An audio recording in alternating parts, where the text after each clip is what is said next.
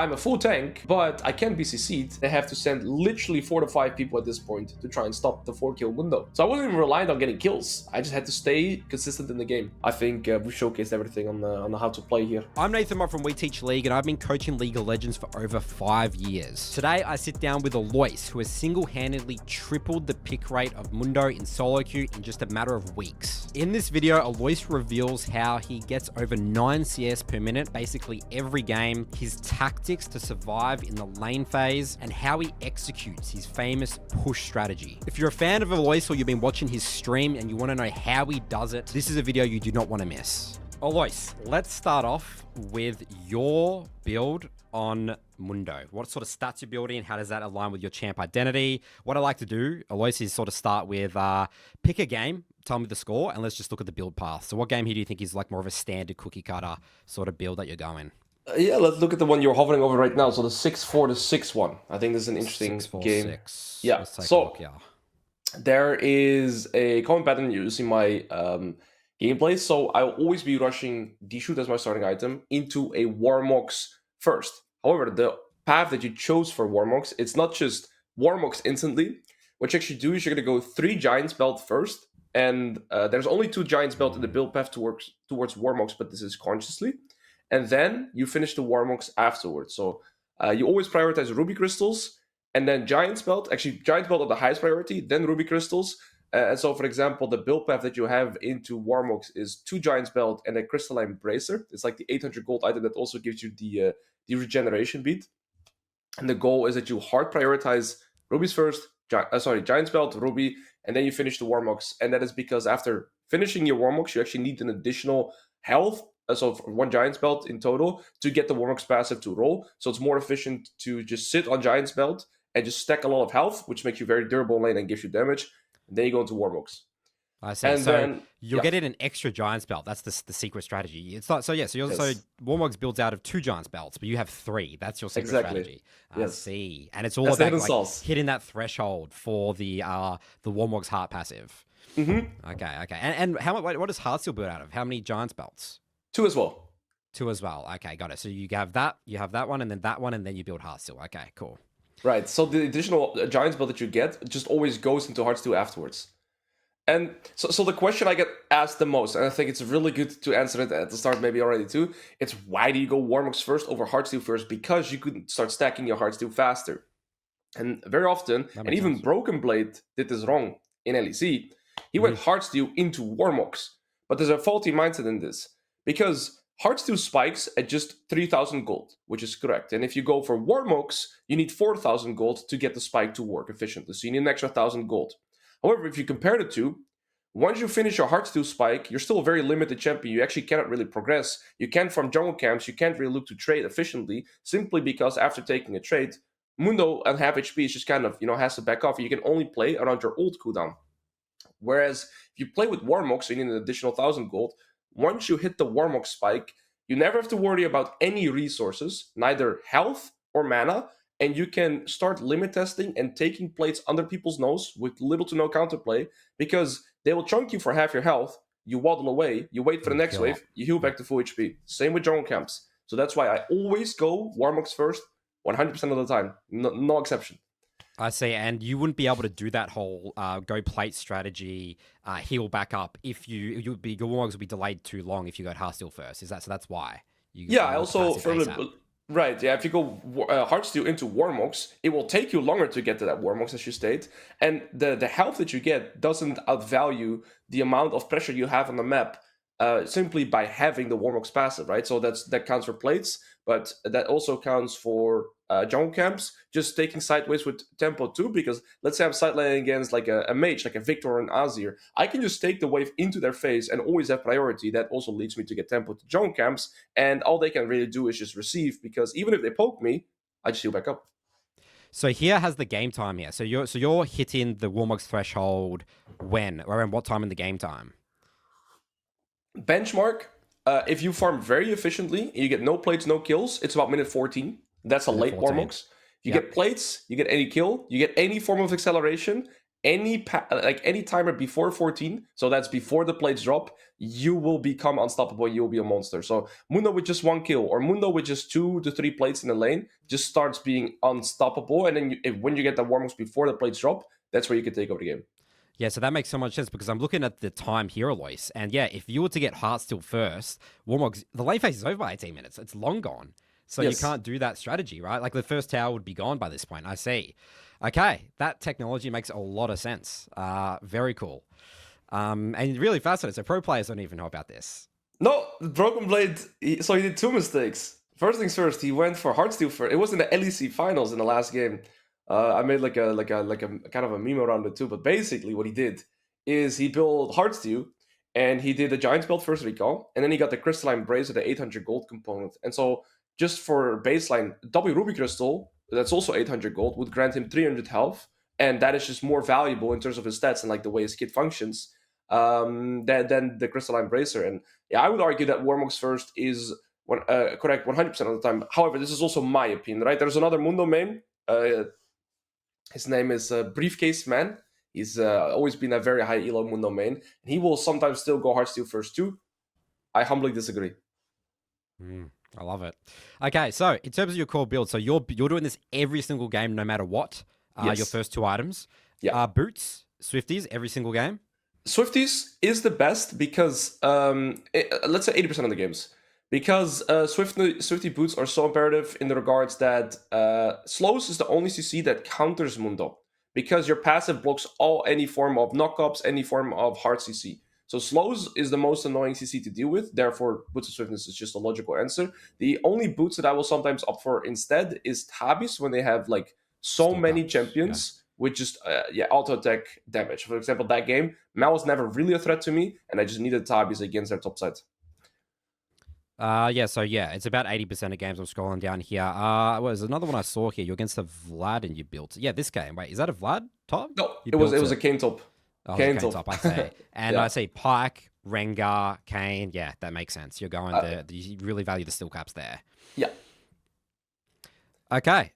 Now, let's talk about 3rd, 4th items here. So you chose this game, Dead Man's Plate. Do you like this 3rd item all the time? Titanic Hydra, what is it, sort of like a KFC variety bucket? You build in sort of whatever you feel like, or what do you do in 3rd, 4th items? Yeah. So I'll always preface with this: when you're building so much health in your first 2 items, objectively speaking, resistances afterwards are a logical follow-up, and that is also because even these resistance items still will grant you damage.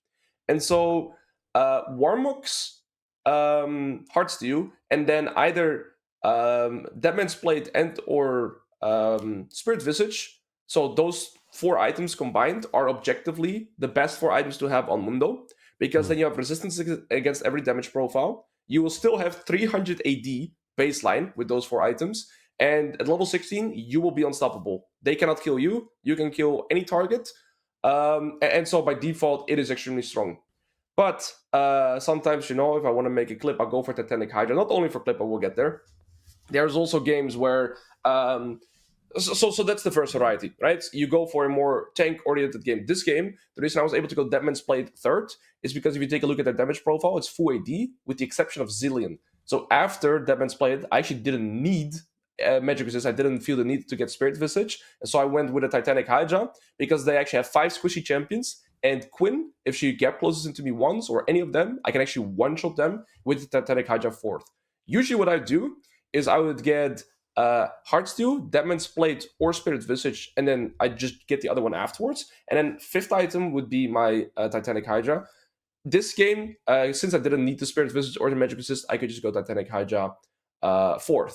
There are, however, also games where after Warmog's Heartsteel, I will go for Titanic Hydra instantly. So the full damage build. And these are games, they are more rare, but that is basically going to be in games where building resistances isn't going to allow me to necessarily stat check or tank certain comps. So this would be like, picture I'm playing against a Vayne top. If I'm against a Vayne top and I build Dead Man's Plate, I get tankier, right? But she has percentage health and true damage. That won't really help me that much. And so I'd rather have Titanic Hydra so that I could kill her before she can kill me. And I actually have kill pressure on side lane against the Vayne. And then if I go for the Titanic Hydra 3rd, I'll usually follow that up with a Warden's Bloodmail. And then on those 4 items, I don't have resistances, but I still have 7,000 health and 500 AD, which is a ridiculous number. Yeah, so this game here, for example, you went Titanic, and then you went, this is the, the Overlord's Bloodmail there, yeah. Yeah, you have 500 AD. You will one-shot any target in the combo, because Mundo has a double auto-attack reset, so you have your normal auto-attack, and then your E is an auto-attack reset, and Titanic Hydra is an auto-attack reset, which I refer to as Machine Gun Mundo combo. And Machine Gun Mundo. 500 AD, 3 auto-attacks, with Heartsteel proc, Titanic proc, you can one-shot any target. Yeah. Makes sense. Talking about, you said about the Spirit Visage here, this is sort of similar, right? Zillion is the only AP mid here. This one had a Syndra, AD, but you did build Spirit Visage here, but you delayed it quite a bit. Is that because by this point in the game, you felt like you needed some magic resist for Syndra because she's a bit more threatening than Zillion? Yeah, if you open the overview here, the Syndra was actually very fat this game, if I remember. Yes, she was very strong. Yeah. And was also, of course, the Spirit Visage also has the amplified healing over your entire kit. So this game, this is a very tricky game. So actually into enemy drafts, I would love to go for a more damage-oriented route. But this one is tricky in particular because enemy Fiora outskills me. She's one of the few champions in the game with the percentage health and true damage. And so I'm always on a timer. And in those games, I can circle back to the logic where I would be able to go for Titanic Hydra into the Overlord's Bloodmail type build, right? But actually she had like a Death Sense and a Tabi, so I needed to go more tank. So this is a rare game where you'd see me go Thornmill and then, Spirit Visage, because I need to be able to heal and sustain against the Syndra. Okay. Let's talk about runes now here, Alois. Is this the cookie cutter? Do you change this based on matchups or whatever it is? What are we going? So Grasp, it looks like Grasp every single game. Talk to me about the runes. Well, this rune setup is correct 100% of the games. You don't have to overcomplicate it. And that is beautiful too. Copy-paste. Yep. I can go over some things. So Demolish is insane on Mundo, because Demolish actually scales if you read there 35% of your max health. So the more health you have, the more damage your Demolish deals. So you can one-shot turrets. Yeah. Second wind to survive through laning phase and overgrowth is more health, more damage, right? You get damage on Mundo depending on how much health you have. And it also helps you spike to the Warmog. So you get this around your Warmog spike too. So 120 minions is about minute, let's say 13 in as well. So you actually get this around, actually minute 11, I believe. You get your Warmog spike too. And then inspiration is the question about second wind. A lot of people, it's very common knowledge for people to take second wind against sort of ranged matchups, and then you'll maybe opt for maybe the conditional bone plating against certain matchups in top lane, right? Why is it second wind? You don't think so? It's always second wind. Yeah, it's just the missing health regen is just too good. Even against melee matchups, you don't care? Yeah, I don't really care. I just go second wind every time. I've talked about this with some other Mundo players too. I prefer this. I just feel like it helps me sustain to that. Like, there's a few matches where I would argue that bone plating can be better, but the thing is with Mundo as well, you're avoiding trades in nearly every matchup that you can. You always play with the cycle of your passive too, and I feel like bone plating in terms of value, it's valuable. Like, I guess really early on, which will help you in that regard. I think second wind will help you a bit more through the laning phase. I suppose the only thing that you could argue to change is second wind into conditioning, rather, for the resistances. But my goal is to just always try to get out of the laning phase in an equal manner, or like in a good manner, so I just go with second wind every game. Yeah, because I guess the logic people will say, well, Alois, you're saying I'm just trying to minimize in the lane phase, whatever, why not just constantly stack into scaling runes like with the conditioning? But you're saying the only way I'm actually going to be able to get to the mid to late game is with second wind through the lane phase. Is that the logic?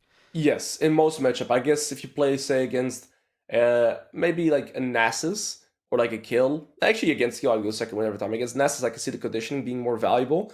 I think I actually, when thinking about it now too, I should probably try conditioning a bit more instead of second wind. Because even in matchups, say like Riven, I'm not really trying to fight her anyways. I'm just trying to skill and avoid her in most scenarios. So I think conditioning is actually a very valuable one as well that I should consider a bit more. But again, if you take this rune page as is, it is objectively correct and you will never feel like weak. So you always have a very good rune page with this one. And this just makes sense, Magical Foot, where because you don't want to spend any money on boots. Yes. You just want to sprint your goddamn 3 giant spells or whatever it is. And then cookies. I mean, you don't really take anything else yet. You don't value the summoner spells. No. Production. Approach velocity is really good. With the Mundo that's a very cleaver. common one. Jungle, Yeah. yeah, Jungle Mundo used to take this a lot. So yeah, well, actually, yeah, why not approach philosopher? That's a good question. Yeah, so you take biscuits, and they're pretty much non-negotiable because you need the health for Warmog Spike. So like everything we take in the room page is also catered towards getting to that Warmog Spike, and because you need an additional 2,000 HP, and they give you 30 max health each. Then it's basically boots or approach velocity, and you've already answered that by your own reasoning, saying we need to eco towards Warmogs, and very often afterwards you also want to eco towards Heartsteel. And so not having to spend 1,000 gold on boots, because magical footwear tier 1 boots are better than like the baseline 300 gold boots, right? So it's pretty valuable in that sense, and you can just sit on these boots, and they're still absolutely fine to just sit on, and then go in Warmogs into Heartsteel. And the 300 gold I value more than the approach velocity. That's pretty much it. Makes sense. And your stats always attack speed, double health. I mean, we love health. Why? Yeah, people might be saying, well, Alois, I don't really auto attack people that much. What's the idea with attack speed? Is it just to help you last hit in? Help you last hitting. It still helps you with trade, and I mean, damage doesn't really matter. Like flat damage is useless, and ability haste kind of useless too. Yeah. Okay. Let's now see if the community agrees with you, Alois. We're on Lolalytics here, Emerald Plus Global, with the item build for Mundo. Now, this might be irrelevant because you're literally influencing the play rate of this champion. So I should just see your exact build here, but this is interesting here. Right. So first item. Yeah, the community, 73%. You know, that there's no broken blade in here, but there still is 23% of people going Heartsteel, right? So it's still quite big, quite a lot of people. And you already went over the logic there. People just really want that to stack it up quicker, right? Yeah. The passive proc. So yeah, it makes sense why they're going that. For some reason, people are building Spirit Visage first item, but it's very, very small. Yeah, Split Boots Tarby. So yeah, everything's looking good. And then this obviously makes sense. This will be just the inverse, basically. Heartsteel, Warmogs. Some people are going Titanic. 2% of people pick rate very low. And then third item, this is maybe when it gets a bit contentious. 35% Titanic. And the win rate is 58. So this is Emerald Plus, right? Yeah, Emerald Plus. I was thinking maybe that's more of a lower-elo thing, but I'm looking at your builds here, Alois. Like, Titanic, you say you like it, but you're not really building it that much. So I am building it quite a lot, but the thing is, like I said, it looks like 30% of games or something like that. This is like literally what, 60%? Oh no, sorry. Yeah. Oh, no, it's about the same pick rate. It's about 35%. Yeah, okay. So the thing is, the tricky part with this one is that it's a more situational item, and it's a more, I would say, it's a win more item. If I play like in a Grandmaster Challenger elo game, I will need resistances. Otherwise, I'll just get shafted. But if I'm ever like winning, or if I'm trying to progress to side lane, that's the one thing I didn't mention. If you have Titanic and the Overlord's Botmere, you can actually like one shot turrets. Genuinely one-shot them, and then so you're also the same amount of split push thrash as say like a Gwen or Trundle in late game. So it's also through split push, but yeah, I think so. Objectively speaking, the resistances are better when you have such a high health pool, but there is going to be gains, and also for the slipper combo where Titanic Hydra just allows you to one-shot people. Okay, a question I've actually been asking a lot in these episodes is, what is your opinion on building anti-heal? What is Thormail to you? I rarely build anti-heal. I feel like it's such a fake stat. I feel like if you build anti-heal, you just sit on Bramble Vest and you keep that as a component, and I feel like that will do enough. And I only built this into very specific champions, like Warwick and maybe Fiora. Against Warwick, I did it before Warmogs, and that helped me in that regard. So you can build it pre-Warmogs against like a Warwick champion, and a champions like that stick onto you and only auto attack you, like Fiora I'll need it against as well, or like an Aatrox, and those are like only the few champions that come to mind. Otherwise, I am kind of just going past Thormail, and I'd rather just kill them before they can kill me, and that's my philosophy. Unless they have so much healing, right? Like Olaf, Fiora, Aatrox, Warwick. Those are the champions that come to mind. Yeah, it's very funny you say that, Alois, because you know, all the episodes that I've done so far, all the challenger players I've spoken to, they say that anti-heal is like the biggest bait in the League of Legends community. Like, people love it, people default it. Like the The pick rate on these in Mundo, again, maybe it's just because of your influence, and maybe you've told your stream, like, this is like, you know, a beta item and I'll just sit in the bramble, whatever it is. But a lot of mages, like, they're building like anti-heal, like literally building morales and stuff like that. And people are saying, you know, like no, like, this is a real big misconception of the community. Because, I mean, it's very intuitive, logical. The enemy has healing. What I need to do is build anti-healing, right? And a lot of champs and stuff have healing in the game now, right? So, yeah, the best way to see it is that it's so anti-heal is very conditional, right? Because there's going to be situations where anti-heal will outvalue flat damage, but in most scenarios, just the base item resistance, whatever you could have itemized against, will be better. And I feel like you can apply this logic to like building anti-heal as like a component is similar to building tier 3 boots. You're delaying a full item spike, and that's the main concern always. I like that. That makes sense. Okay, before we move on from the items here, any honorable mentions for items here, Alois? It looks like, again, everything's pretty much on par with your perception of the champion. Anything you want to cover? Anything that you see that Mundo players, like in your chat, say, Alois, why are you not building this? Hullbreaker, maybe.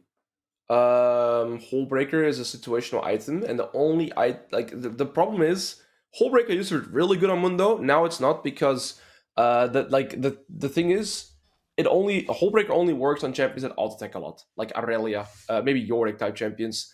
Mundo doesn't auto attack that much, and it's not that reliable that you're gonna be auto attacking. So I don't like Hullbreaker for that. The only time where I'd consider Hullbreaker is when I'm playing against double AP solo laners, so like a Vladimir top and like Kali mid. Neither of them can really clear the cannon minion, and so then I can progress through side lane.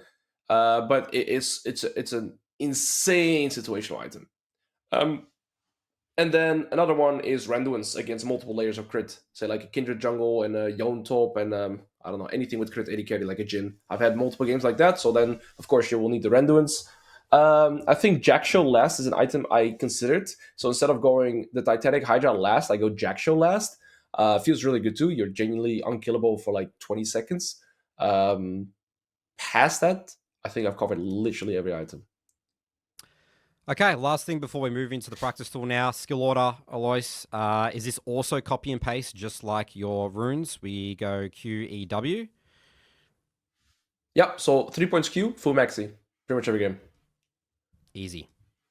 All right, Alois, let's jump into the practice tool now. We're going to be going over here sort of, you know, how the abilities work, tips, combos, and what we're going to be really curious is to see, it's like, you know, from your observation, sort of coaching, seeing Mundo players, what are the common things they make, you know, mistakes? What are the common mistakes that you see Mundo players do when it comes to like maximizing damage or using the kit? So maybe we can just start with sort of, you know, the main things you need to know about his kit, how it works.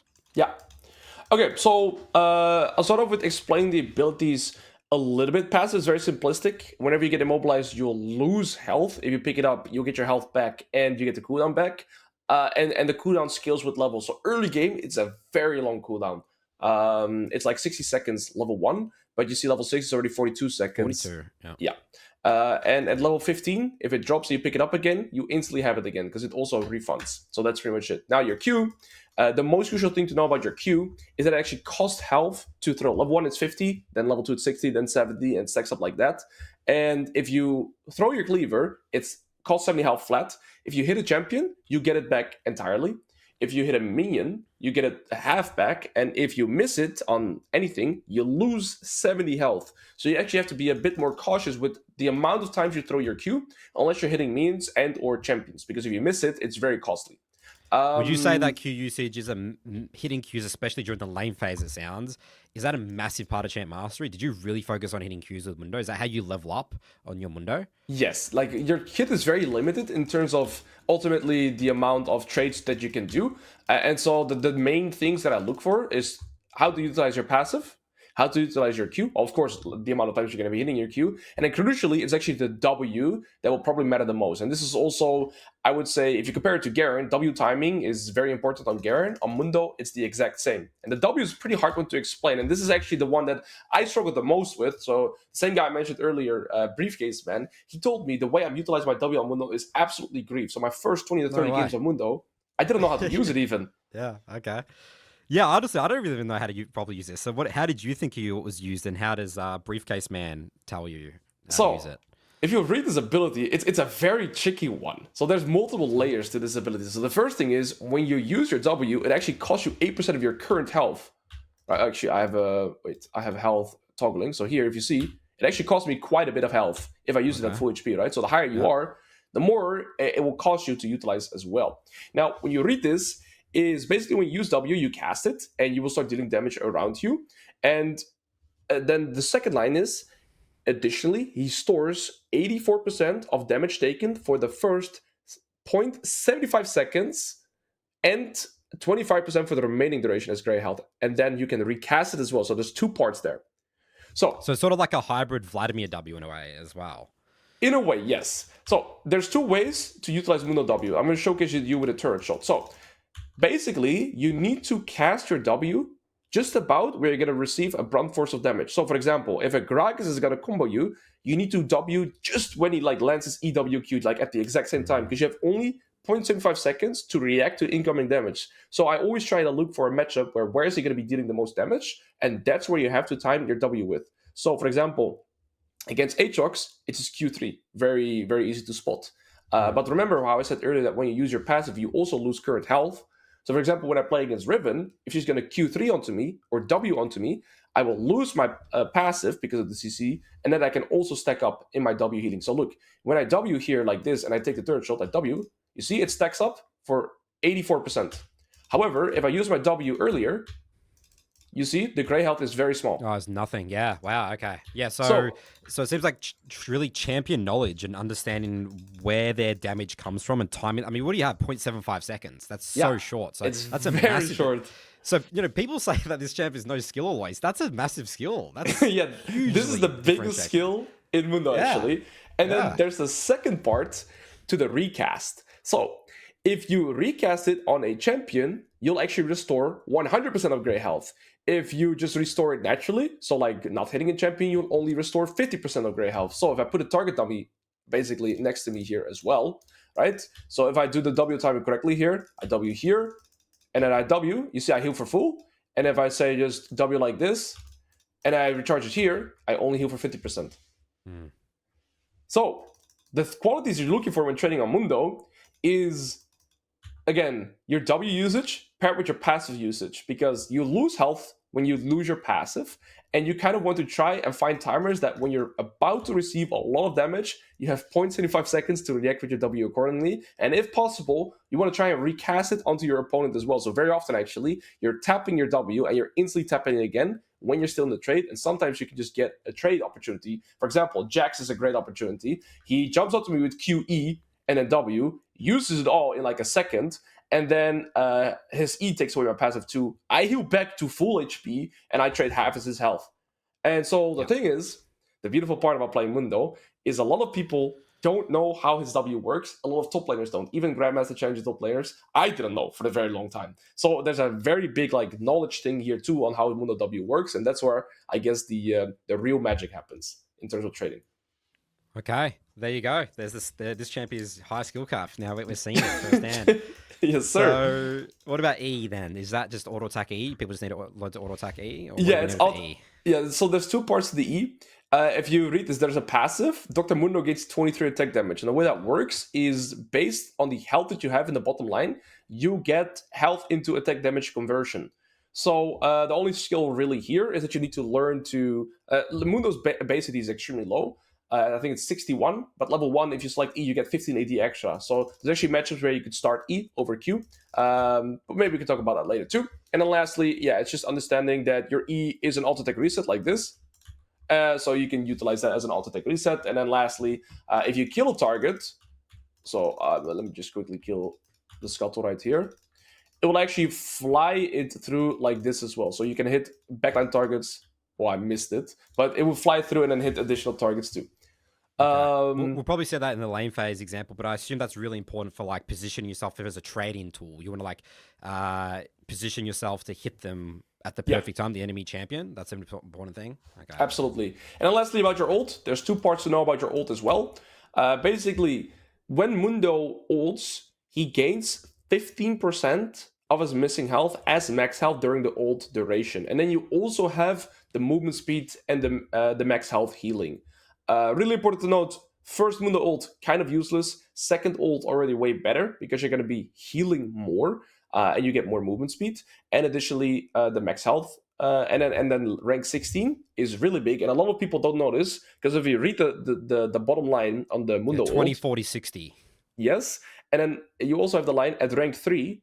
Both healing effects are increased by an additional 5% per nearby enemy champion. And this puts Mundo at a similar scaling rate as a Kassadin or a Kill. Level 16 Mundo is absolutely broken. They might as well rename level 16 ult to become unkillable for 10 seconds, pretty much. Okay, there you go. So you're like a level 16 spike champion. Yeah, I mean, a lot of people know, everyone knows about Kassadin and KO. I don't think anyone's ever, I've never heard that from a person once. You're literally like a KO and a Kassadin with your ults. Yes. With, Mundo. And so the max health, so let's say I am almost full HP like this and I ult, so 1167, I'll go to 1197. I got 30 health, which seems kind of like lost there, right? However, let's say I drop all the way down here with the ult. So remember, you get 50% max health for missing. I can't take more than that. Instead of 1167, I went to 97. I now get additional 130 health. That was right, yes. So you get significantly more. So the lower HP you are before casting ult, the more health you will also get during the ult animation. And that's sort of the same principle as well as the W as well, right? So you're like thriving on low HP. You sort of want to be thinking about being low HP on this champion. It's good for you. Kind of, yes. Not with your W, it's more conditional towards like burst. With your ult, yes. But then again, if you don't want to drop too low, because then you just die, because ultimately your ult healing at the start, right, level 6 is very low. At 11, you can play more limits. At 16, you can just be 1 HP and then you ult and then you're randomly full HP again. So that's it. Okay, yeah, that all makes sense. So yeah, any common mistakes you see with Mundo? Does everyone play outside of the whole W thing? Anything else that you see people mess up with Mundo? Like maybe they really struggle to get through lane phase or whatever? Yeah, so the biggest thing is, of course, the W usage. Then is the overusage of Q, especially missing them. Not going E-start in matches where it's allowed, and ulting perhaps too early. And with Q, after a game, will you ever say to yourself, oh, I just lost that game because I just missed too many Qs in lane? Is that like a thing you'll say to yourself, or not really? Is that too extreme? I think it's too extreme. There's probably going to be games where I would say a few missed Qs are really important, but I would kind of reverse it too. It's not necessarily the health that I'm losing, but it's also, let's say you need to land a few crucial Qs so that your opponent is low enough so that they can either not all in you or you can get the bounce in. Those would be scenarios where I would say, I messed up with my Qs. Yeah, so it's the health part, of course, that matters in too, but of course, missing your Qs, it's more so important that you are not lowering their health pool instead of lowering your own. Okay. All right, Alois, anything else? One thing I want to touch upon is summoner usage. Ah, yes, we need to talk about this. Yep, Ghost. Yep. So there's 2 summoners that I use on Mundo. It's either Ghost or Flash. Objectively, Ghost is preferred, and Ghost would be possible against... So the qualities that I look for when going Flash, so I'll just explain Flash, and all other cases are going to be Ghost, is I need Flash in very volatile early game topside matchups, especially champions that can reliably gap close onto me, both in top lane and in the jungle. So if I play against a Riven top and a Belvet jungle, Riven can remove my passive with her Q3 and her W, and Belvet Q removes my passive as well.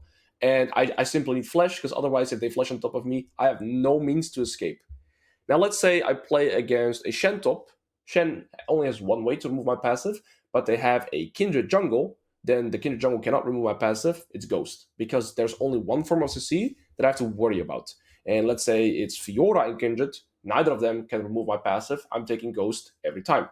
So a few matchups where I'm taking Flash would be like a Riven, would be like a Kled, would maybe be Aatrox. But even against Aatrox, you're okay to run Ghost unless enemy jungle is like a Nunu type champion. So yeah, I look for a few junglers that have very heavy gank potential and then volatile early game top matchups.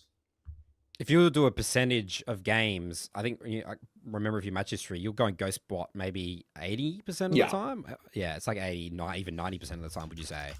Yeah, I would say 80% is pretty accurate for Ghost. Because late game, if you use Ghost and ult, and like your movement speed from like Deadman's Plate and their boots, you are a champion with 10k HP and 600 AD, 500 AD running down their backline, and there's nothing they can do about it because your passive blocks CC, and unless they have heavy slows, you are unstoppable. Okay, Alois, let's now jump into your gameplay and let's see all of this in action. Let's go. If you're learning tons from this video and you want to learn more from Alois, you can join the Top Lane Academy, get coached by him, check out his fundamentals course, his full Mundo course. If you want something more free, you can join our school community with over 6,000 members, bunch of climbing masterclasses, champion pool tier lists. Both those links will be in the description below. Now let's get back to Alois's Mundo. Okay, so Alois, the YouTube comments have been telling me to ask, number one, what's the best skin for your champion? I assume this is very easy. This is probably a champion that has just a consensus corporate Mundo, right? No contest. There's no contest. Corporate Mundo every game. All right. So we'll go back and sort of talk about the level 1 and all that sort of stuff. I just want to start off with some general high level questions. So how would you sort of in a nice sentence, like explain the champion identity of Mundo? Like how do you win games with Mundo? You are a hyper-scaling champion. And so when you are a hyper-scaling champion, similar to, say, Cassidy or Kill, my mentality goes as following. Going even, in most cases, is winning.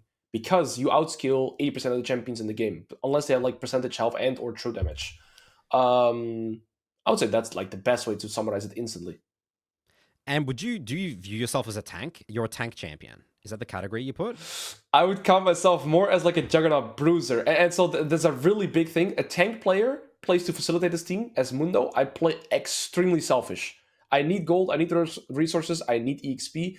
If I can either move to help my team on a skirmish or I can get 2 to 3 plates and waves, I'm always going for the waves and plates simply because, I need to make sure I'm strong myself. Yeah. This is already really a big part here. Sorry. This is what differentiates, in your eyes, Mundo from the Orns, the Scions, the Malphites. You're more selfish and you're like more of a carry tank, maybe people would view it, but you don't even like the word tank. It's just Juggernaut. Juggernaut Bruiser, yes. Juggernaut Bruiser. Okay, interesting. Is that a bit common misconception with the community? Do people ask like your recommendation? What tank should I play? And then you like don't say Mundo, that people get confused. I suppose because I wouldn't even like in my head Mundo is not a tank. So there's that. Like Mundo simply is not a tank. But if I were to recommend a champion, right, I have Mundo in my S tiers everywhere. Like, yes, I think, especially as a starting top laner, for more than a year now, I've had Mundo as my highest recommendation after Garen. However, with the Garen nerfs, I would say that Mundo is like objectively the best champion to pick up, to learn the game and to get an understanding of a lot of aspects. So yeah, I would say Mundo is just is my number one recommendation in general.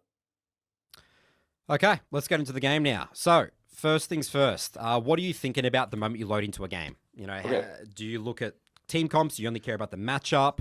What are you thinking about? Yeah, sorry. So, the biggest thing that I focus on is... So Mundo, like I titled to earlier, is just such a weak early game champion.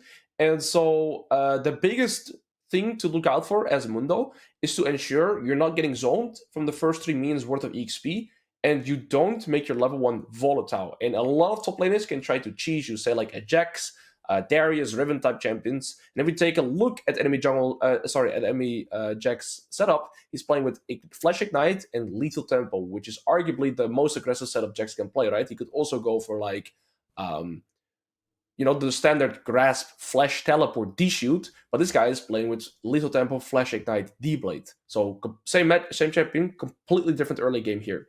And then he's trying to kill you. He's trying to kill you. He wants me.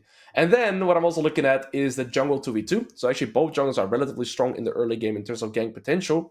But Mundo as a champion I just want to avoid skirmishes pretty much at all costs. Be that in lane, be that in river, unless it's numbers advantage. So 2v1, I'll take, of course. 1v or 2v2, very often I'm just a weaker version. So it's crucial that I avoid potential skirmishes like that. And past that, I'm just trying to make my level 1 as secure as possible. And that's really it. So where do you specifically stand? Or do you have like a habit of like where you click? Or again, is it sort of dependent? Like do you have a special secret spot? Yes. So I'll showcase it this game. Actually, that's also why I selected this VOD. I'll guard my jungle entrance simply so that nothing happens. And then if you skip a little bit further, what you'll see me do is a little bit before the minions arrive, I'll be walking into lane. And I'm trying to secure access into the first bush closest to my turret. So we pause here. Any top laner has probably faced that position before. If your opponent gets access to this bush, and you know, you don't have vision. You walk with the wave, they can get behind you, and they can do some nasty stuff to you. Say like a Trundle, say like, I don't know, Riven, Darius, Jax type champions, right? So what I'm going to do is I'm going to just try and take aggro into this bush, and also look how I approach it. So I walk into it, and I stutter step here to potentially see if he's there. I verify that he's not, and then I ward here. And so now this does two things. First things first, I get control of the first bush and the second bush, and with my Q range, I can actually bully out any melee champion, so they can't look to progress onto me in a level 1. And now I have a very free level 1. Jax can't look to, you know, do an early game E on me. He can't look to push me out of this lane. So I use my first ward in lane almost always. I don't use my first ward to try and get vision on like enemy jungle start, because I'm looking to lose priority in 95% of cases anyways. And this secures my level 1 almost entirely. As you can see, I can just, you know, use my Q. I have full vision everywhere. And now I'm safe. This is such an important detail, Alois. I have a question here. Why do you not level up Q and throw Q here, like right now? I could probably shoot, but then if you miss it, right, you would walk in. He could be standing there, like he might miss it. Bam, he walks into you, and then you would just smack you in. Is that what you're afraid of? Yes, you lose 50 health instantly too. So let's say I lose 50 health here, and then he trades onto me. My matchup is kind of instantly cooked. If I hold the Q and he starts to trade, I can fight back. What I've had happen before as well is, let's say you stand in that first bush, he's in that second bush, and you miss your first Q. He can actually walk into you as well and then try and skill check you. And so it's just also very crucial that you land those Qs. All right, so let's start the lane phase now here, Alois. So you're in minimize mindset here. Yeah, no trading. Almost no trading. Last hitting with Qs is very standard. Jax is a melee champion that I can actually walk up and look for a few last hits with. And your first Q deals 80 damage. So you can sometimes also click on the means, you know, see if they're 80 health. I know the benchmark now. I mean, this is just kind of, you know, a little bit of spacing there too, where I Q him to slow him. Yeah. And now Jax is going to hit level 2. So you see, I instantly retreat and I just play Q range. And I don't really allow this Jax to get a singular trade onto this. So we pause here. I'll explain the most important thing that we're looking at as far as Mundo. And this is the biggest thing that you have to learn as a Mundo player. It is losing graciously in the early game, in the regards that you're trying to like keep up with farm towards your opponent. And then the biggest thing is we need to see our health pool as the biggest resource. So you want to make sure that your health doesn't drop too low, because as Mundo, our goal is to try and get those bounce timers in the most efficient way possible. Bounces are the hardest part to play as Mundo, because when the wave is pushing towards you, you're not really forced to walk up for last hits because the wave is pushing to you. You're going to be safe because you can stay under your turret. However, after the wave crashes into your turret, it's going to start bouncing away from you. And then we have to play out the bounce. We're going to be forced to walk up for last hits. Our opponents can try and force trades onto us. And additionally, we could also get ganked by the enemy jungler. So it is so imperative that you learn to minimize your early game trades. Use your health as the most important resource, because if you don't get those bounces out, let's say you get ganked on the first bounce or you're down the first bounce, your game ends right there. So your like mini game that you're playing in your head is, I am just trying to play to survive the first bounce. That's it. That's like a huge part of, like, you know, you say it's like end of review. And that's going to happen here. So you're going to save your HP. It's not about whatever's going to happen here. You don't care about this. It's about the next wave, or even the next wave, right? Where you're like, okay, I need to survive the bounce. That's it. And I'm preserving my HP. I'm preserving my pots. I'm preserving my cookies, everything. Yes, because when you look at this as well, and you're going to find this in most cases, your jungler is going to be pathing away from you. Your jungler doesn't like pathing towards a Mundo, and so it's so crucial that you need to try and make your early game as safe as possible. So here what you see is actually do a very important detail, is if you go back a little bit, I actually hold this wave slightly out of my turret to allow this third wave that is up and coming here to walk forward and take over the aggro. But I'm holding the wave like this, so that it doesn't crash, and then I'm able to keep his second, so he doesn't actually get a second wave crash now, which would instigate the bounce instantly. I'm going to delay it with a full wave now. So now I'm going to be able to farm the first, second, and third wave in a very safe manner. And you see here in this position, Jax cannot progress onto me. I can tell the way you're talking about this, Alois. This is like the equivalent of you getting like a pentakill. Like, you're so excited about this is so important. This is like, people think of League as like, isn't it run like fun? Like, I watch Alois all the shorts, the clips, him running around pentakill. Like, this is like what excites you more in your games. Look what I'm doing.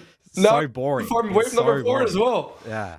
So this is a pentakill. Yes, I'm pretty much neutralizing the matchup from the early get-go. Now, if you pause the frame here, I want to explain another very important concept, which is, one of those important fundamentals that you always hear me speak about, which is the level up timers. So there is one downside to playing the bounce, and that is, of course, that you're going to be forced to walk up for last hits and you have to trade.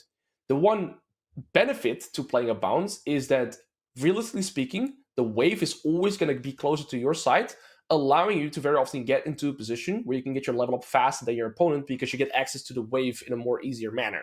So the level 4 timer, for example, is the first 3 melees, the Ketamine, and 1 caster. And that is, for example, what I'm looking out for here as well. I'm very conscious about my level timer. I verified that Viego is bot now, so he's not going to look to gank me here.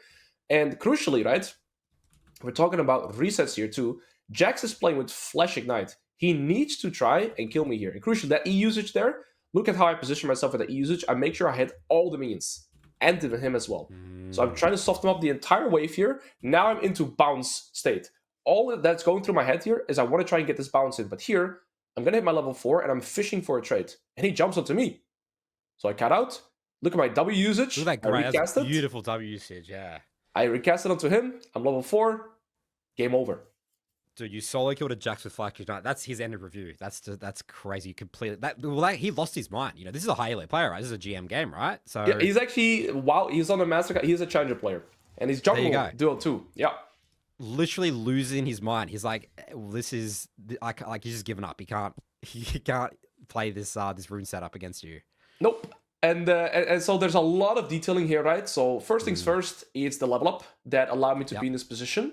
But also, if you pause the frame here for 1 second, right? Let's say Jax doesn't trade onto me at all. What I'd be looking to do here is I'd be trying to push in the next wave as well. And all I'm realistically looking for is getting the bounce in. I'm not necessarily looking for a kill here, because if I get the bounce in, I just get a free reset and I can look to skill. That is my main goal. But I'm going to, of course, try and play with my level 4 timer. And the biggest detail also to look out for here is the way I utilize my W, right? So the second he jumps onto me and he's about to do the massive burst, that is when I will utilize my W right here on this Q auto W. And look at this great health that I have. The E gives me a little bit more. I recast it onto him, crucially. Biscuit after this combo. It's another detail. And then, I mean, it wasn't even close.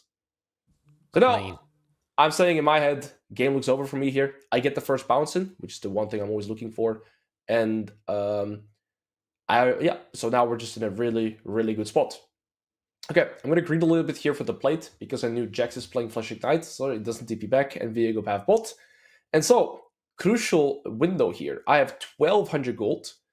If I were to reset here on 1200 gold, I'll buy triple ruby crystal and a potion. I'm gonna get to 1300 gold in base, so now it's gonna be giant belt and a ruby crystal. But if it was just 1200 gold, I would go triple ruby. Again, you're always trying to prioritize those ruby crystals over anything else.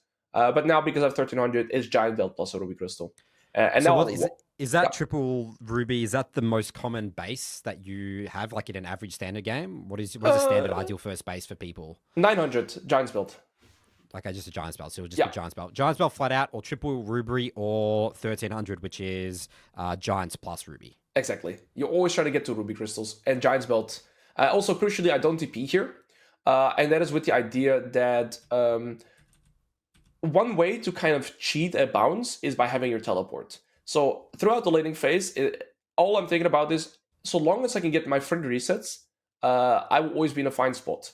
And so what is the best time to reset, generally speaking? It's after you've crashed the wave with your opponent's turret, because the wave will start bouncing back towards you. However, let's say I'm going to be in a position where he crashes the wave under my turret and I'm 1 HP. I'm not going to be able to play out the bounce. So I can get a free reset in, pretty much a get out of free jail card, by utilizing my teleport like that. So I very often hold on to my teleport, just so that it allows me to get a free bounce. And here you see me repeat the concept, freezing my wave, right? So the Jack can really progress onto me. So if you get a solo kill and you're allowed to hold your teleport, that's like, again, game over in your mind. Yeah, pretty much. Try to get trade again on the W. I mistimed it here a little bit, right? I had a small mistimer here, but the trade is still extremely good for me. So now, even though the trade is this good, I don't have my passive, I don't have my W, so I can't trade as aggressively, right? I can't really look to all in him. Now I'm getting my W back. I land that Q. And Mr. Nathan, it's time to close your eyes.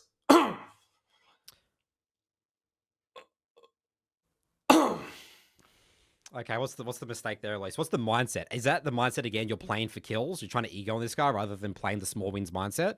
Is that you think the problem here, or do you think you could just say, whatever, I could kill this guy. Just got to miss. I got to hit my Qs. Yes, I have to hit this Q. He has no flash. He has no E. Okay. If I hit this Q right so here, you'll go for this every time. This is not a mistake ever. You're so confident you'll hit that. You should hit this Q in your mind. yes. If I hit this Q, look at the rate. He just sidestepped it. That's it. Like I hold it there. I think the way that I improved this is I Q flash. So like I can just make it guaranteed here by just flashing onto him right here.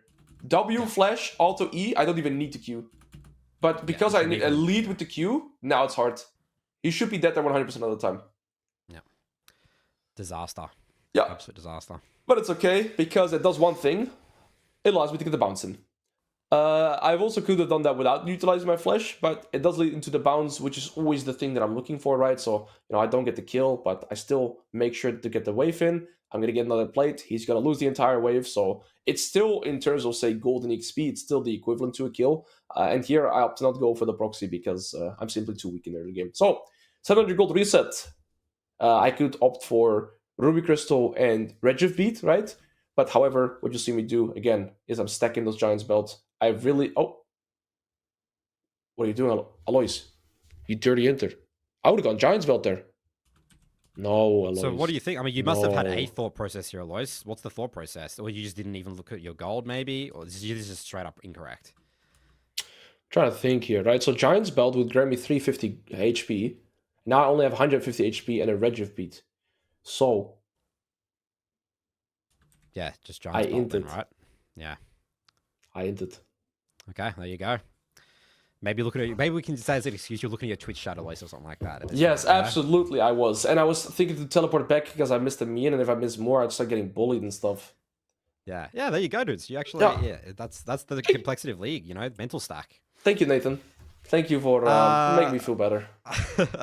One thing actually to mention here, we talked a little bit about your summoner spells, and when you're taking ghosts like 90% of the time. Yeah. You take flash this game. Can you talk to me why you take flash? If I get a tab screen up. Yeah, Jax is a very volatile matchup, right? Flash Ignite, and they have a Viego too. They have 2 ways to CC me, right? So okay, so it's these 2 champs, right? And it's very telegraph flash as well. I can flash the Jaxi, I can flash the Viego W. Let's say it was a Kindred Jungle Jax top. I would still arguably run Flash, because if I don't... actually, no, I would probably run Ghost. But against his setup and the jungler, yeah, I think the Flash is just optimal.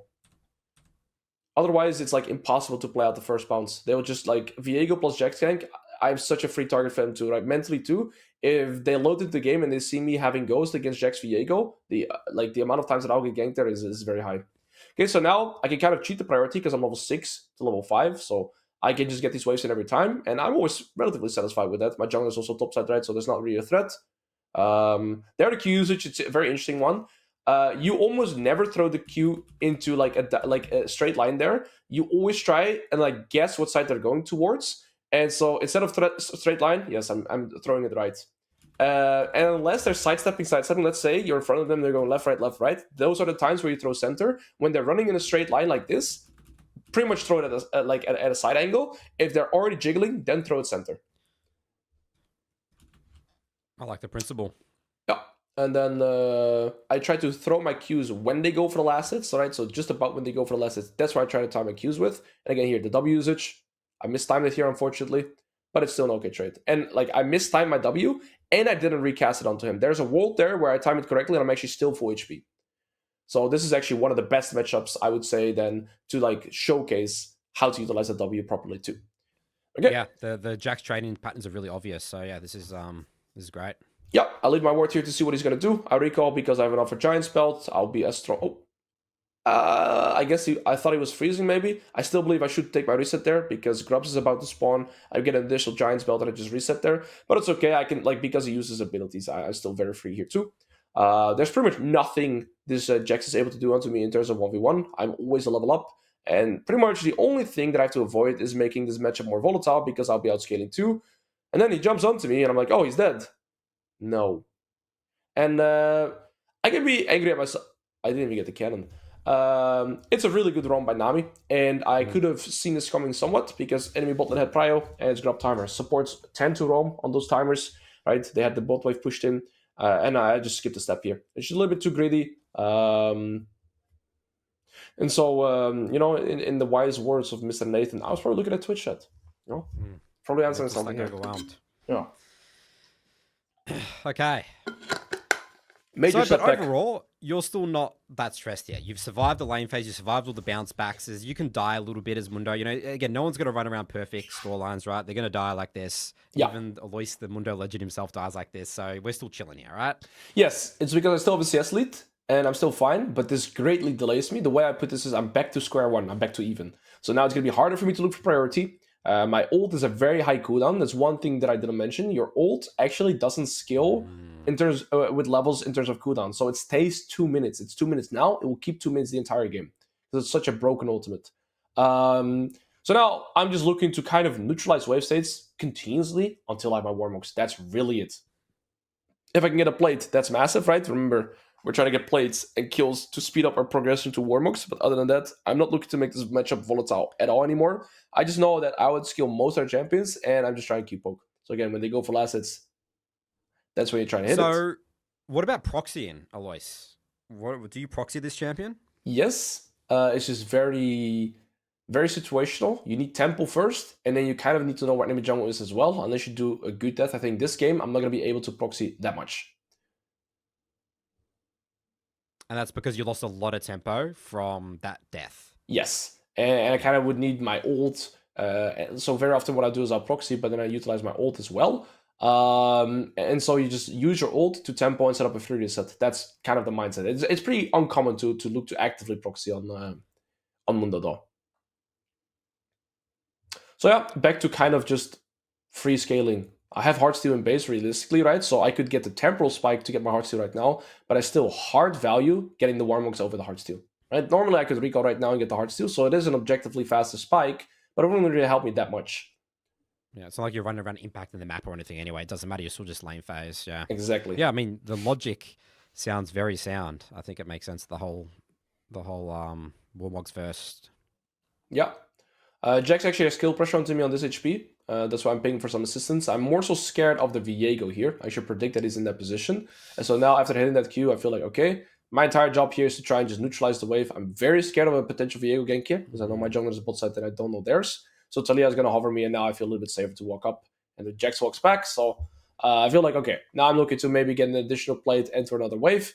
Jax doesn't have teleport, so he's always in a little bit more tricky spot.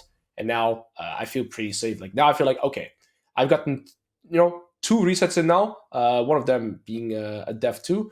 And now the laning phase is pretty much chill for me. And I feel very happy after this. Okay, Viego topside. I believe I should recall. I've been up for 2, like my last giant belt 2. And then what I'm thinking about here too is, okay, I will get this reset in.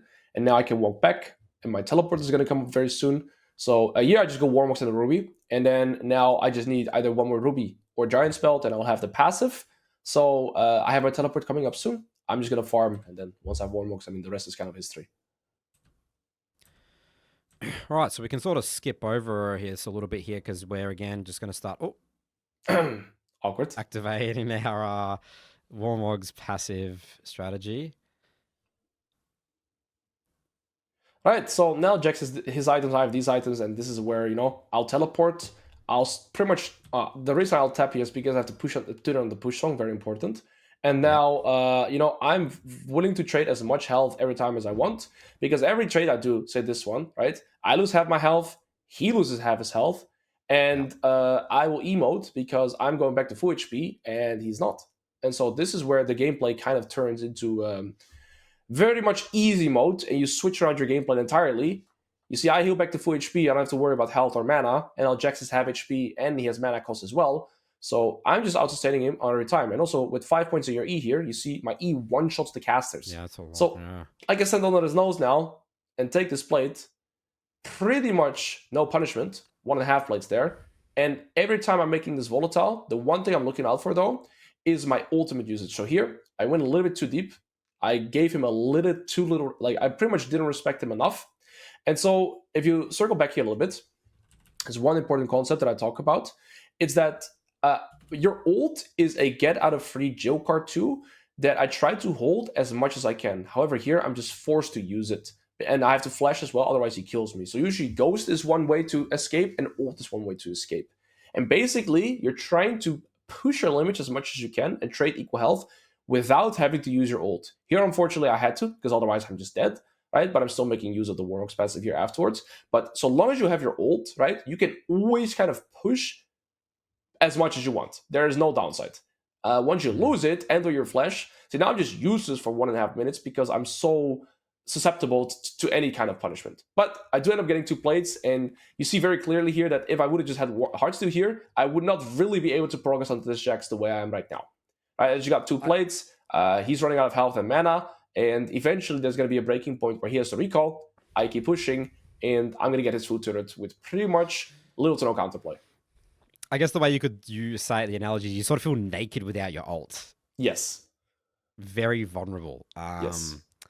It's really crazy how much the gameplay flips with Mundo just from this one item, sort of this breakpoint. It's like a combination of the E, the 5 points E, the breakpoint where you can one-shot the casters, as you said, as well as the healing from, you know, Warmogs with Demolish. Like it's just switches like that. It's crazy. Yep. And I mean, yeah, I just got his food turret, right? And the only real counterplay. And then now I also ping bot. So this is another crucial part. I'll go Boots of Swiftness this game. I think it's just fine. They have quite a lot of slows. And now, see, this is a skill that's a little bit harder to learn and to try and translate to teammates, but I'm going to be playing the game through the lens of me. Like I said earlier, I'm not a tank. I am a bruiser that wants golden XP. I will go to the side lane where I can progress the most. And so if you look at like the map right now, the RE is 3-0 and 130 CS. I can dive her under her turret right now. That's how strong I am. If she comes bot lane, I can Q her. I have 4,000 HP with all I have like 4.5, and I could dive her under the turret. So I want to match myself into the RE potentially. Otherwise, I just play against the Jax. But there's no reason for me to go top because there's no turret to play for. So I'll be going bot for the waves in the bot tier 1 and potentially matching into the RE. And my Talia is completely fine playing against the Jax. Yeah, so a lot of people press tab screen here, Alois, and they'll be saying, classic top lane. My team's all losing. Everyone's thinking like, you know, Alois, this is why top lane sucks. And, you know, all your fundamentals don't mean anything because my team's all losing the game anyway. And how do I impact the map? So this VOD, I assume, is we're going to see how you impact, how you break that narrative and why top lane's the best role and Mundo's the best champion. Absolutely. Guys, we've got our deploy bot. Let's see how we impact the map here, Alois. So again, team's still dying, Alois. Yeah. Everything's falling apart around you. The score's 5 and 10. You're, you know. Yeah. So the one thing Talia. That's tricky is that Varus is playing Blade King. So Blade King is, of course, the biggest Mundo counter, and Varus is actually a pretty good AD carry to put into the side lane against Mundo because he can actually hold me. So here I am level 11 ult though, and so because I'm a level 11 ult and my Demolish, I feel pretty confident here that actually what I'll do here is I walk into their face, I'll take their turret first, and then I wait till I'm a little bit lower HP, ult, and this is why it's so crucial that I went bot lane here. If I didn't go both right, I would never find the kill on this Varus, but I would also never really find my opportunity to do this turret. I need to maximize my old gold income, and this is where I can make the most happen on the map. I always say this to the students as well. Like level or minute 13 to minute 20 is where you really have to make impact in the map as a top laner, because after that, like let's say minute 20, you're going to have to teamfight around Atakan, dragons, all this stuff, and you know, now when I don't have my ult, I'm not really looking to progress in any manner too. It's a very tricky game state to play out. But the one quality that I do have is that we got one dragon, and that gives me more time to scale. So I'm staying on the map for a little bit longer because I want to try and get towards my Heartsteel without having to sell my D-shoot. Ultimately, we don't have ult. You got to play the map a lot slower. And I want to say to Talia that she has to go top lane here. Like, I don't want Jax to get full free resources back into the game. So yeah, I'm waiting on this bot wave, trying to get my Heartsteel, and then... Wait, quick little thing you talked about. So you really want to keep your Doran shield. You don't want to sell that. You like that, keeping that as much as possible. It's just stats. It's not like the Doran shield, like I value it. It's just that it gives me extra stats temporarily still. Yeah, the health, right? It's 110 health, still gives me damage. Ultimately, if I could use my tempo for anything else here on the map, I would use it like that. But I also don't feel like, say, I recall and saw my D-shoot here, that getting back on the map with the Heartsteel here would grant me anything. It's not like I can get, you know, I don't really get to play the map here because I don't have my ult anyways. So it's completely fine here. Now, what we see here is that they're trying to hard kind of squeeze me out of this bot lane, get access to the bot tier 1. I'll just allow it to happen. Ping my teammates to reset the side wave here. They didn't, so this is another very interesting turn, right? So, I mean, this is more an in-depth macro here as to what happened. But I've kind of overstayed my turn on bot lane. And my team got through topside pressure because they sent 3 bots. And so when I see 3 bolt, Jack's dead, no TP, Ari was mid, and then my team is taking Herald, yeah, you can kind of fly over the map. And when you had tempo on the side wave and my Talia didn't reset it, I will then TP top and take it instead. But this is a little bit harder to replicate. It's just being very aware of the tempo across the entire map. And yeah, keeping our CS resources high, right? So if that wasn't the case, I would just reset the gun for my Heartsteel, but here I adapt to the situation.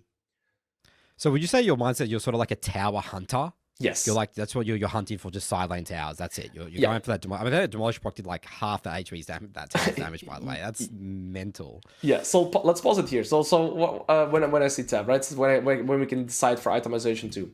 So first things first, yes, I refer to Mundo as the vegan top laner. You want to try and farm natural resources on the map that is side waves into turrets or side waves into jungle camps and maybe sometimes kills, but it's not as common. I'll usually get kills by people defending their turrets. So when I look at the game state here, we have 2 options now.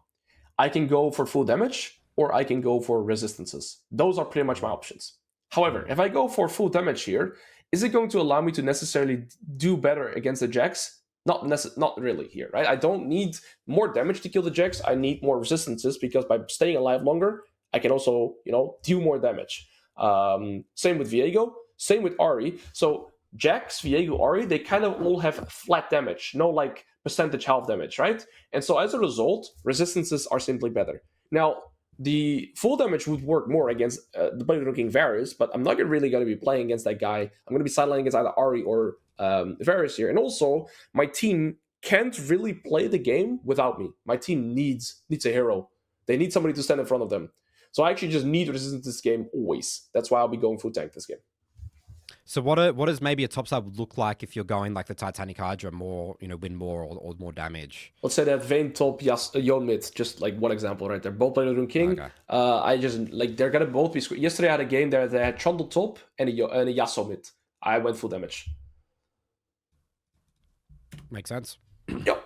So I'll go for this, and then I'll be going for my Spirit Visage here first. I'm thinking here, maybe I said that I will sit on the non-magic mantle, and then probably go Depthman's, just so I have a little bit more magic resist here too, because, I mean, now Nami empowers people with magic damage, Jack still has magic damage, Ahri, even Viego can, like, pick up Talia or something like this, right? So they have a lot of magic damage here. And also, the Ahri is actually ahead in the EXP curve to me. She's level 13 before me, which is something that is going to make the game way harder for me. What I always try and do is I try to stay ahead with, like, gold and EXP, and then when I see Ahri, get the turret, and get, another solo kill, 14 Majestics, the game looks very grim now. Yeah, it's scary. Yeah, so it's going to be a little bit trickier to try and progress the game through side lane. And I just need to soak so much pressure for my team so that they can play the map. Now, somehow my team won a skirmish here in mid lane, so that is extremely good. I'm not sure how that came to fruition, but that gives me a lot more time now to, get some space on the map, push this out. And like I said, we're just prioritizing side waves. I have 10 assists per minute. That's what I try and keep up. And very often, I can actually dive this Ahri here if she plays greedy. I might even look for it. But I figured out it's too deep. And then I use my ult. I get most of this damage. It's like preparation work here too. And I don't think I needed my ult for anything else here, say like a neutral or anything like this. And I think the risk to reward of potentially killing the Ahri there is fine. I don't regret my decision of ulting here, but now for the next 1.5 minutes, we pretty much have to, tone it down again and avoid any potential skirmish.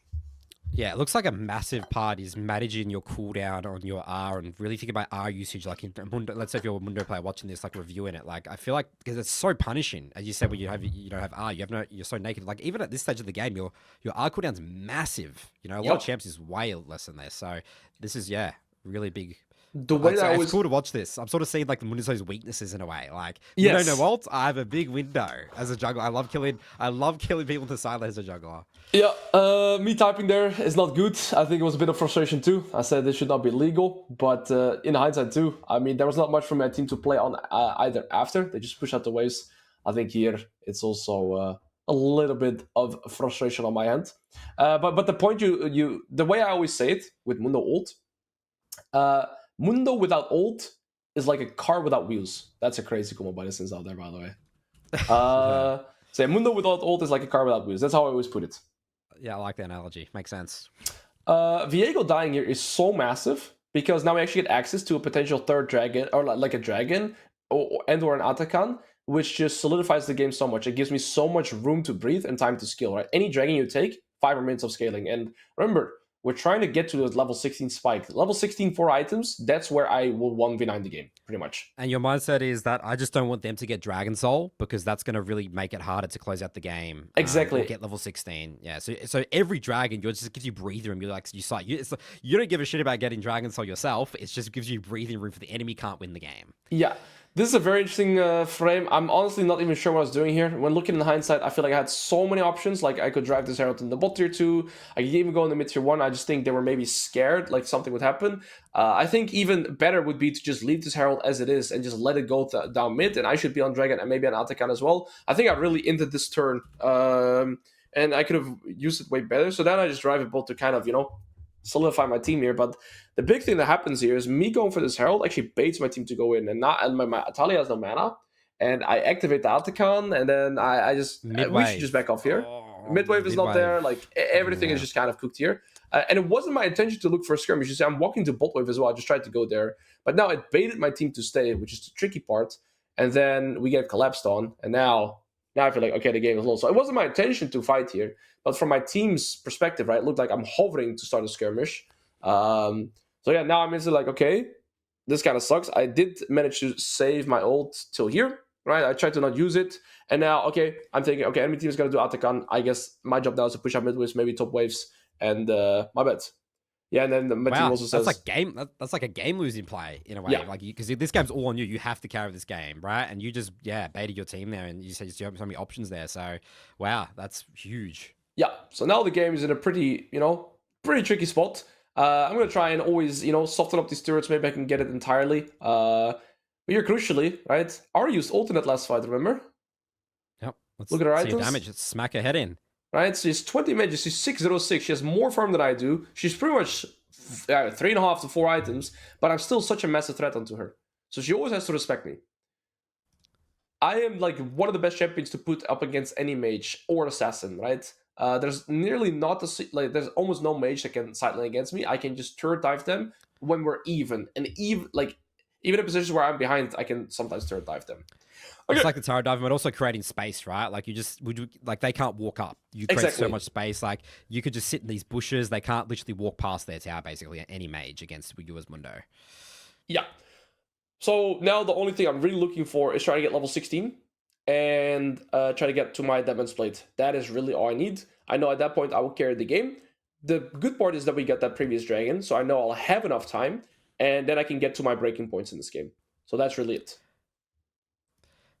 Yep, great reference points. So I have a question here about control wards, and you switched out to your sweeper trinket. I think it was like the base or two ago. You were on the yellow trinket for most of the time. What is your view on trinkets, switch in, time in? Do you ever go blue trinkets? I'm the main champion that face checks any position for my team, so I will walk first. I think it's a good quality to then also be able to remove vision or like anticipate what vision is coming. Like I can just instantly see where they have vision or not. The spink ward is gonna give me, maybe I can ward 1 or 2 entrances to split push a little bit more efficient. I also wanted to rep off here. The Lucian took it. That's okay. I wanted to rep off for sideline pressure so I could potentially play for the bot tier 2. And I guess here I put a more defensive pink ward. So I just really want to try and progress to side lane and play for those tier 2 turrets here. That's my main idea. You see here, the Jax just has nothing to do against me. And I'll try and force rage onto him. Also with the idea that, even if we both lose health here, I can still utilize the Warmog's passive always. I usually after laning phase ends, that's where I'll be looking for my sweeper. Unless you're a champion that has a problem with phase checking. Okay, my TP here is a little bit late. It's more like a salvaging play. Very unfortunate TP. Honestly, I probably should have pushed bot, but the Jax got the wave in too. Luckily though, enemy team is still trying to skill check and still trying to fight me here. And I'm trying to bait out my ult as long as I can. Remember, the lower HP you are, the more health I will get by ulting. I'm kind of holding it here as like a bait too, because it looks like they can kill me, and I'm trying to make them think they can kill me, like I'm walking into abilities. Look at the confidence, dude. You're literally, like 90% of people, or 99% of people would have ulted by now, or less, 100%. And now because of that, you bait your whole team. This is game-winning baits. Yeah. Interesting. So a big part of these stage late game fights is just being confident with your R and just baiting people with it. That's massive. You just won the game there, basically. Pretty much. After I get the 1k shot down on the Ari, and I get the tier 2 turret, my exact words are here: the game is over. You don't give Mundo gold. So now I'm going to be resetting side wave, so we're going to have tempo to Baron. I'm getting very close to my Deadman's Plate, which is what I try to stay from the map for. They send 4-man bot here because they are That's fine. they're scared, but it's a certain time on the map where my team is able to do the Baron now, and so after this, I get my Deadman's Plate, I have my 4 items, and yeah. See, I only have 4 kills this game. It's not like I have a lot of kills, right? But I have so much farm, and I've gotten the tier 2 top, tier 2 mid, now I just need the tier 2 bot. But crucially, I now have 4 items and level 16, and this is where my champion gets really silly.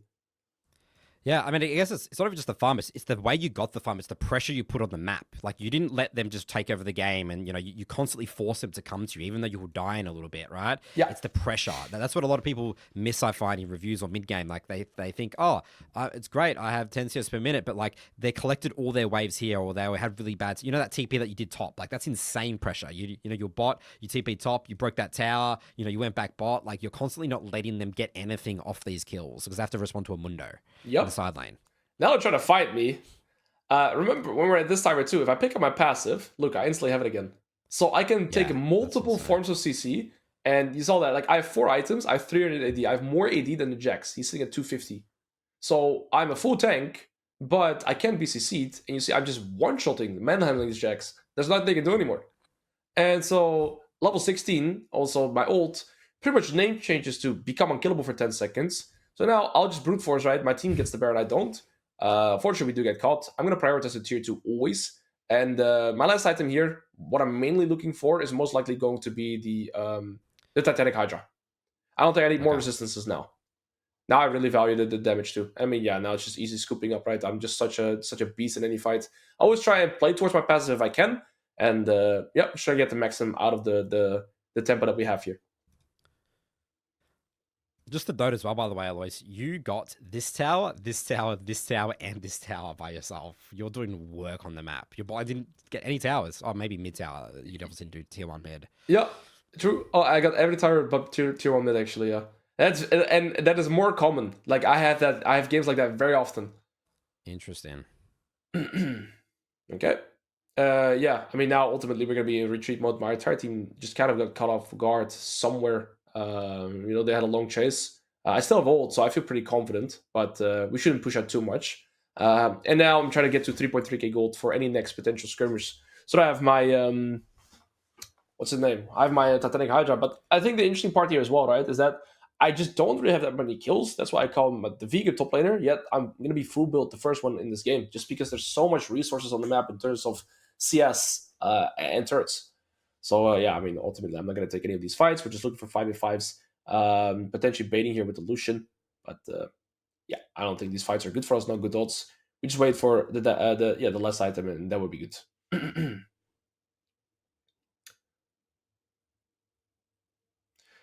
I just think the funny part always is the amount of damage that I do on 4 items. Yeah. Yeah, people will be surprised by this. Like, even me, like, I think I always underestimate Mundo's damage, but yeah, it's very high. I guess this is why 80 carries just have nightmares, especially in mobile ones like Varus stuff. You literally build... I mean, that's where people think it's just broken by concept, right? You're building full tank, and you're still doing that amount of damage. It's just nuts, right? Yeah. Like how you said broken by concept there. Squeeze it in. I always squeeze it in.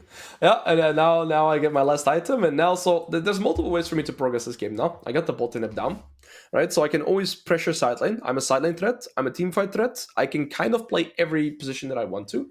I think Baron is 130 right now. So my idea, I can pressure the end here because Jax is also playing with Ignite, right? So if I go bot, they need to now send genuinely 3 people to stop me in the side lane. And even that might not be enough, which just gives so much room to my team. I can also 5v5, but I think it's more consistent with Jax having Ignite. Like, if Ahri is bot lane, their entire team can function. That's a solo AP damage, and just Ahri alone is not enough. Now, my Sinzal walks up. So people would say here now, Alois, is that... I really struggle to go to the side lane here, Alois. You're telling me to go to the side lane, but my team just gets caught mid. I guess sort of what we might be seeing here. Yes. What's your response to that, right? It's like, how do I deal with my team getting caught and I'm going to the side lane? I feel like I have to 5v5 and be on top of my enemy carry my team. You saw there, my Sinzal walks up, I ping them away. My Lucian walks up, I ping them away. I try to communicate as much as I can, because their only job right now is to live till Baron is up. However, they do end up dying, which is very tricky, because they end their turn. But now, let's just take a look at a full build Mundo, all right, with 1 wave on their base. You have 7,300 health, your Alois. Your Demolish does... No way. That's crazy. Unfortunately, we die, though, because there's 4 people. 2 towers. Oh, never mind. I just walk out. That's level 60 Mundo ult. First time we used it. Take their base and did. I think it's so funny. Look at your HP. Look at the healing. Watch this. 4-5, 4-4. Look. 500, 500, 500, 500. Yeah, very balanced. 500, 500, 500, 500, 500, 500, full HP. It's funny. I remember I actually saw a clip that Jax was streaming too, and like his eyes were like chill, and then it just like lit up. He's like, "What is going on here?" So yeah, took his turret, took his nexus. If my team doesn't die there, I think I end the game. That's okay. We do have massive tempo on the map, right? And they have to send literally 4 to 5 people at this point to try and stop the 4-kill Mundo. So I wasn't even reliant on getting kills. I just had to stay consistent in the game. Yeah, and I mean, this looks really unsexy in terms of kill scoreline. If someone will look on this OPGG, they would never look at this game, Lois, because like, 4-3-3, probably just got carried by his team. But this is a complete 1v9 game. I think the Xin 3 and 8 at the moment, I think. Yeah, my team has like... Miller's level 13. Yep. They almost had, like, my team just also doesn't really have pressure in like the entire map as well, right? So they're trying to pressure me. Yeah, Ari will kill them. Yeah, so it's really hard to progress in games like these, because if my team was, say, more neutral or even, the game would have been over 8 minutes ago, maybe. Like, maybe it's too early, but the game would be over very, very fast, right? But now, at this point, yeah, I just say I can't die for 10 seconds during my ult charge, so we can just run in the base and end it. That's really it. There's no, overcomplication here. All we really got to do now is just play with the waves. I kind of just walk through bot, and I think we showcased everything on how to play here. We just play it out. So they're trying to fight me. I'm fine with that. I have enough sustain. The Viego deals a lot of damage now with the crit too. But it's okay. Remember, when I have ult, I basically become unkillable. So I just try to still play with the Warmog passive when I can. And now I just want to try to see if I can enter base. Hold ult. Ooh, the confidence. Look at that. You actually baited Viego ult there, by the way. You actually baited it out. 10k HP. I can't even see my health bar. It's mental. I don't think I've seen a 10k HP Mundo before. This is crazy. And then the play looks over. And I'm thinking of base TPing to their base. But Viego walks up. Has nothing. Did a machine gun Mundo combo on him. Also hit Titanic Hydra. Dead. Jax comes in. Well played by Emilio. Dead. Smack his head. Dead. Done. Game over. All right, Alois, really good example of a game where you took the reins, you carried, your team was FF in, all the Mundo principles in here. Yeah, anything else you want to sort of wrap up with this game where you think you did really well this game? I just think it's a good game to showcase how to pilot in a tricky, volatile matchup, and to explain the item build and everything with that, the macro. I think it's a very solid game. I'm nothing to add. I yapped a lot. Excellent. All right, let's jump into the matchup tier list now. Here, Alois. Sir. So we've got 4 categories here. Very hard matchups for you. Again, this is going to be also lane specific, hard, skill, easy. So let's start off with very hard. What archetype of champion?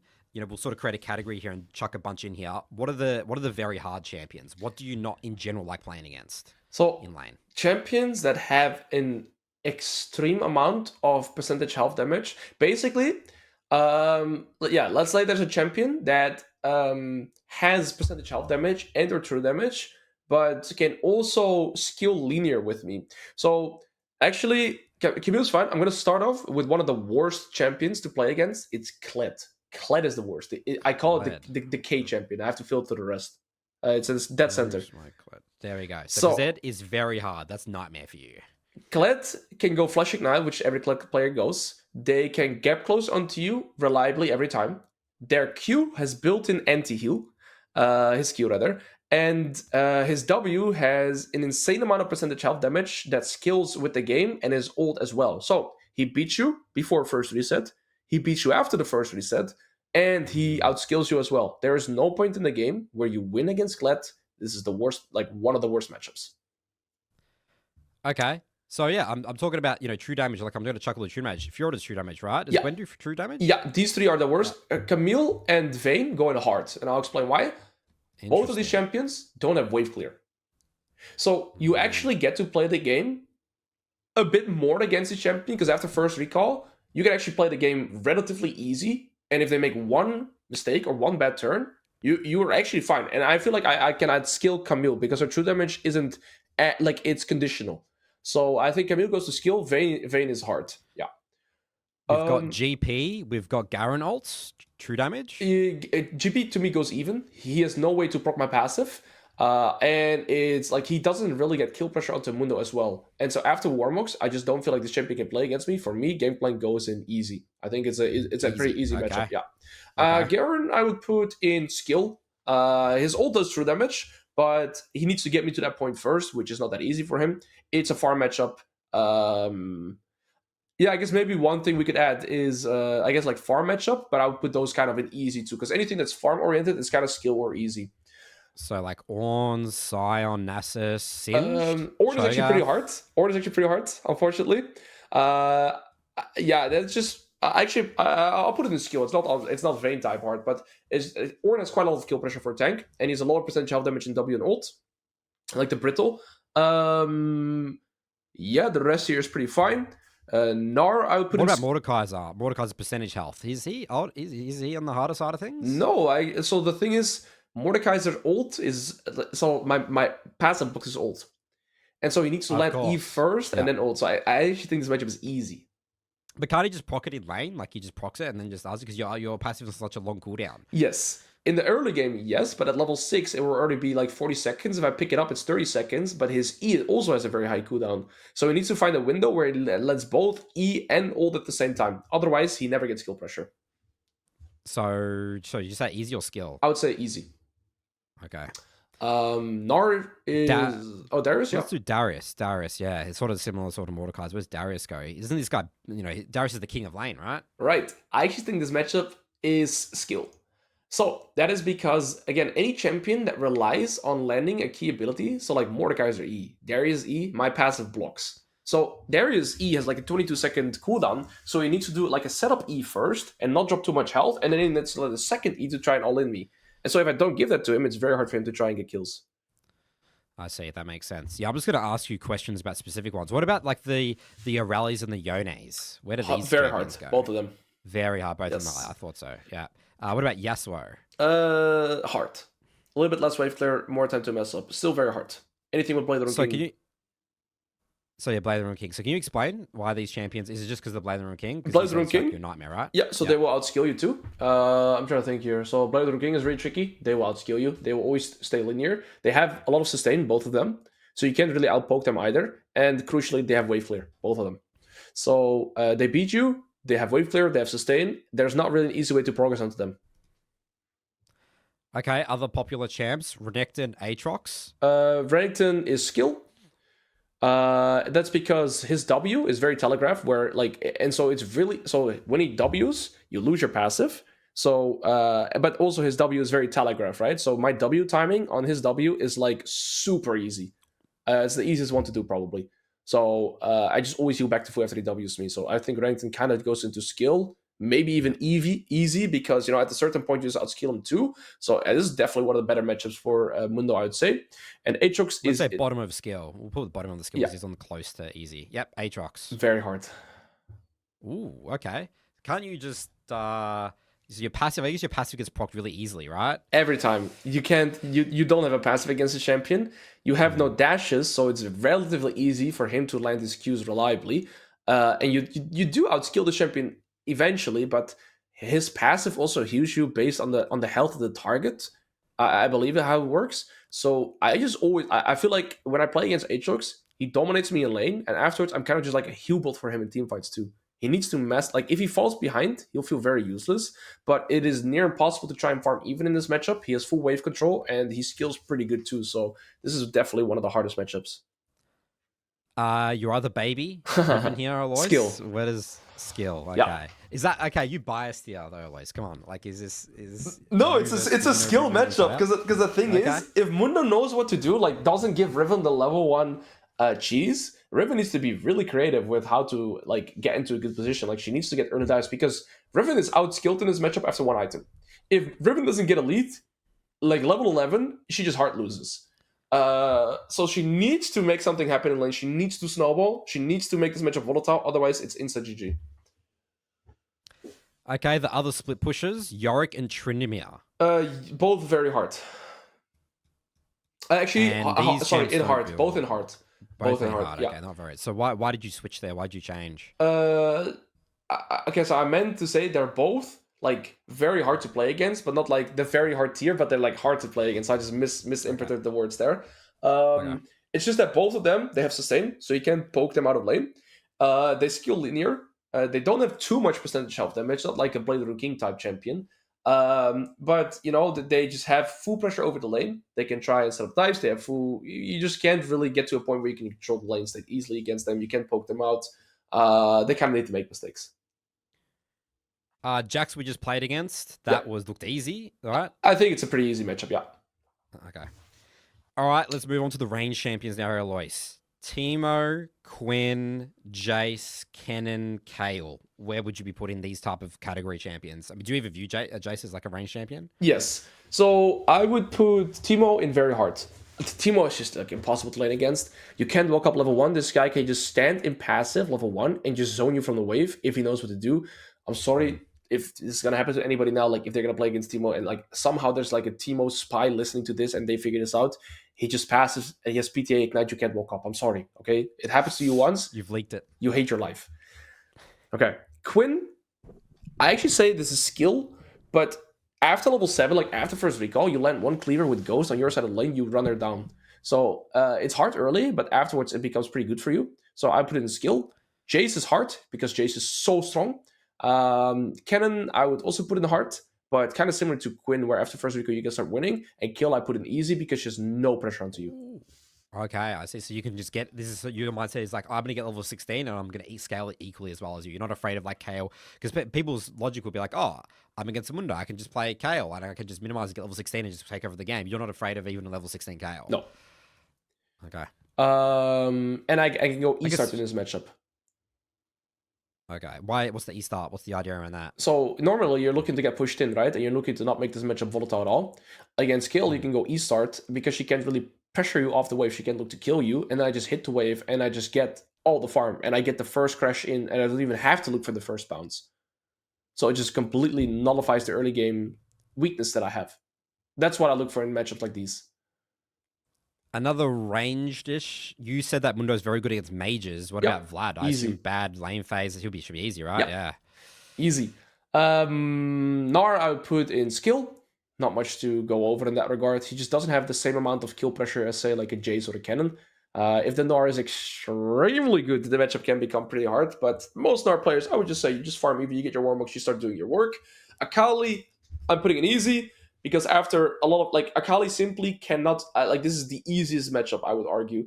Because you just don't die early, you don't die to a level 6 in Ignite, and then once you have 2 Giant spelled, your health boosts too large for her to try and progress.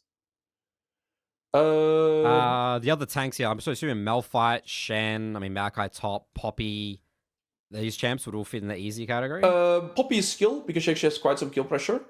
Shen is skill as well. Because Shen is so strong right now. Malphite and Maokai, yep, they're both in easy.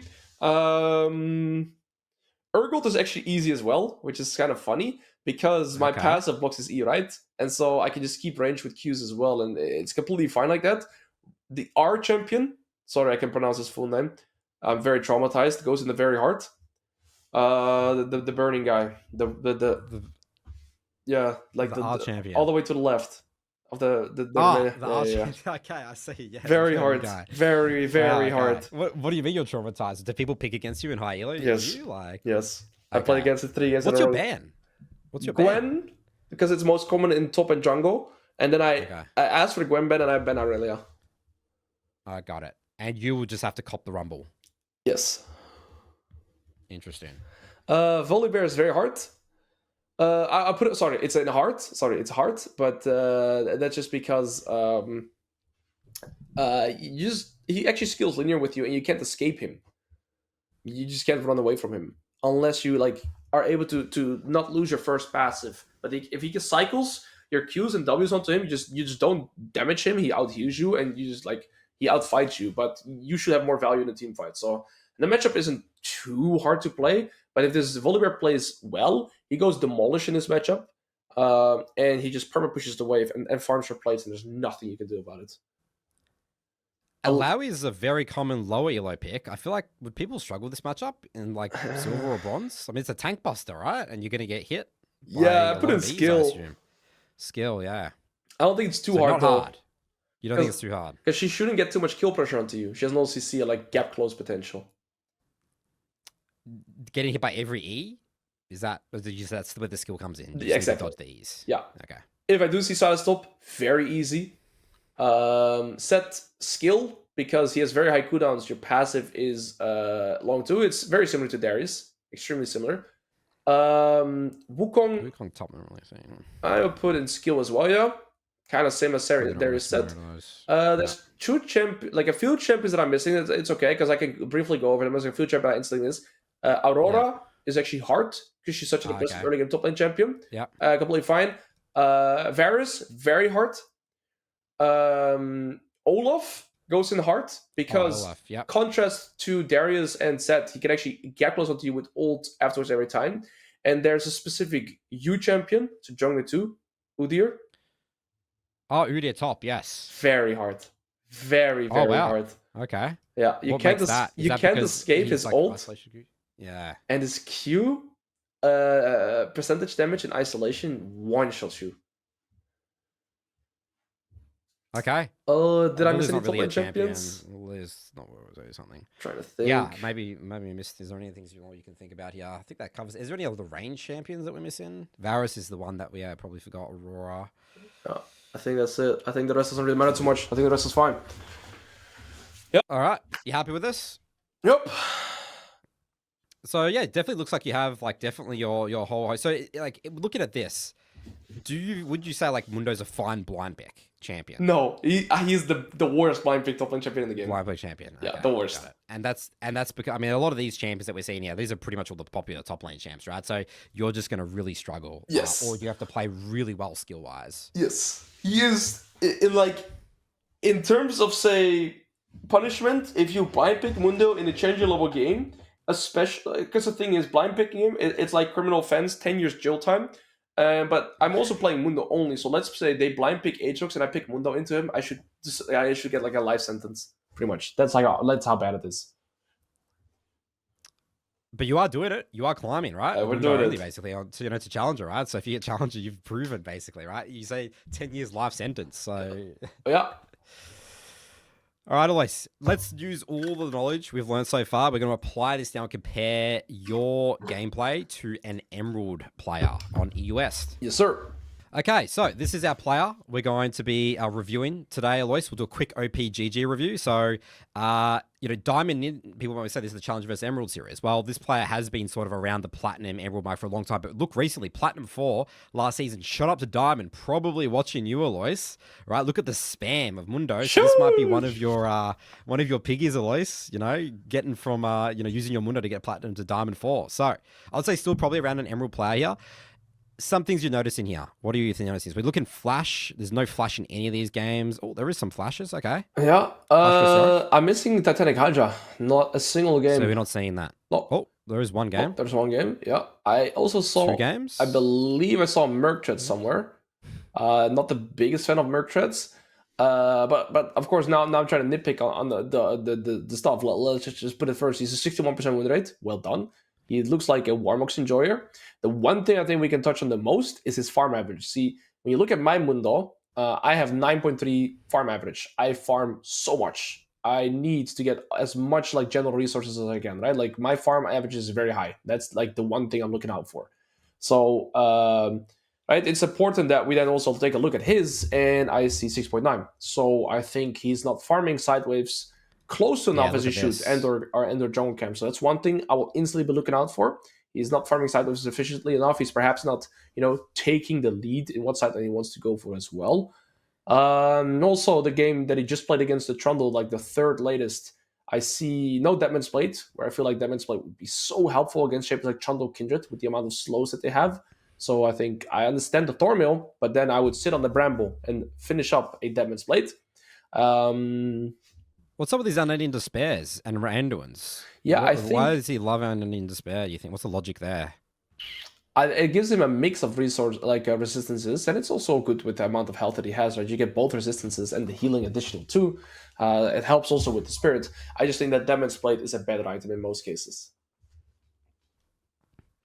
Also, do you think it's that big of a deal not switching out to Sweeper at all in the mid to late game? I think you should, absolutely. Yeah, Red Sweeper Trinket. Okay. Let's look at the gameplay now, Alois, and let's pay attention specifically to you'll look at the mid game and the farming. Where's the farming drop happening? Yeah. All right, Alois. Looking at runes. Yeah. Happy with these? Demolish, Second Wind, Overgrowth, Magical Footwear, and Corporate Mundo skin.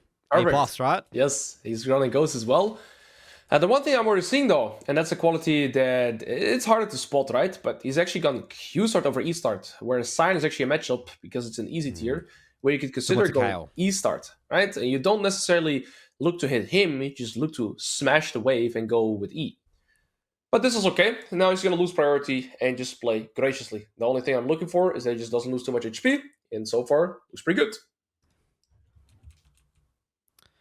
So your mindset would be more so to control the wave, get level 2 first, and then instead of trying to like kill him or whatever it is. Yeah, and you just farm. You just get free farm. And like I said, it pretty much nullifies your laning phase instantly because you don't have to play at the first bounce because the wave is pushing into him. However, the way that he's losing priority here, I would say is really good.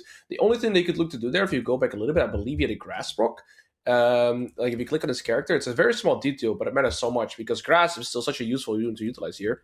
When the sign goes for a last hit, he could look to proc the grasp here as well. So when the sign goes for last hit, that's where he could hit him with the grasp. It's a small detail, but that's like a really good way to try and get some grasp procs through the lane phase while it's getting pushed in. So, well, you know, the sign is going to hit his last hit, his auto attack on the minion that allows you to go for the grasp.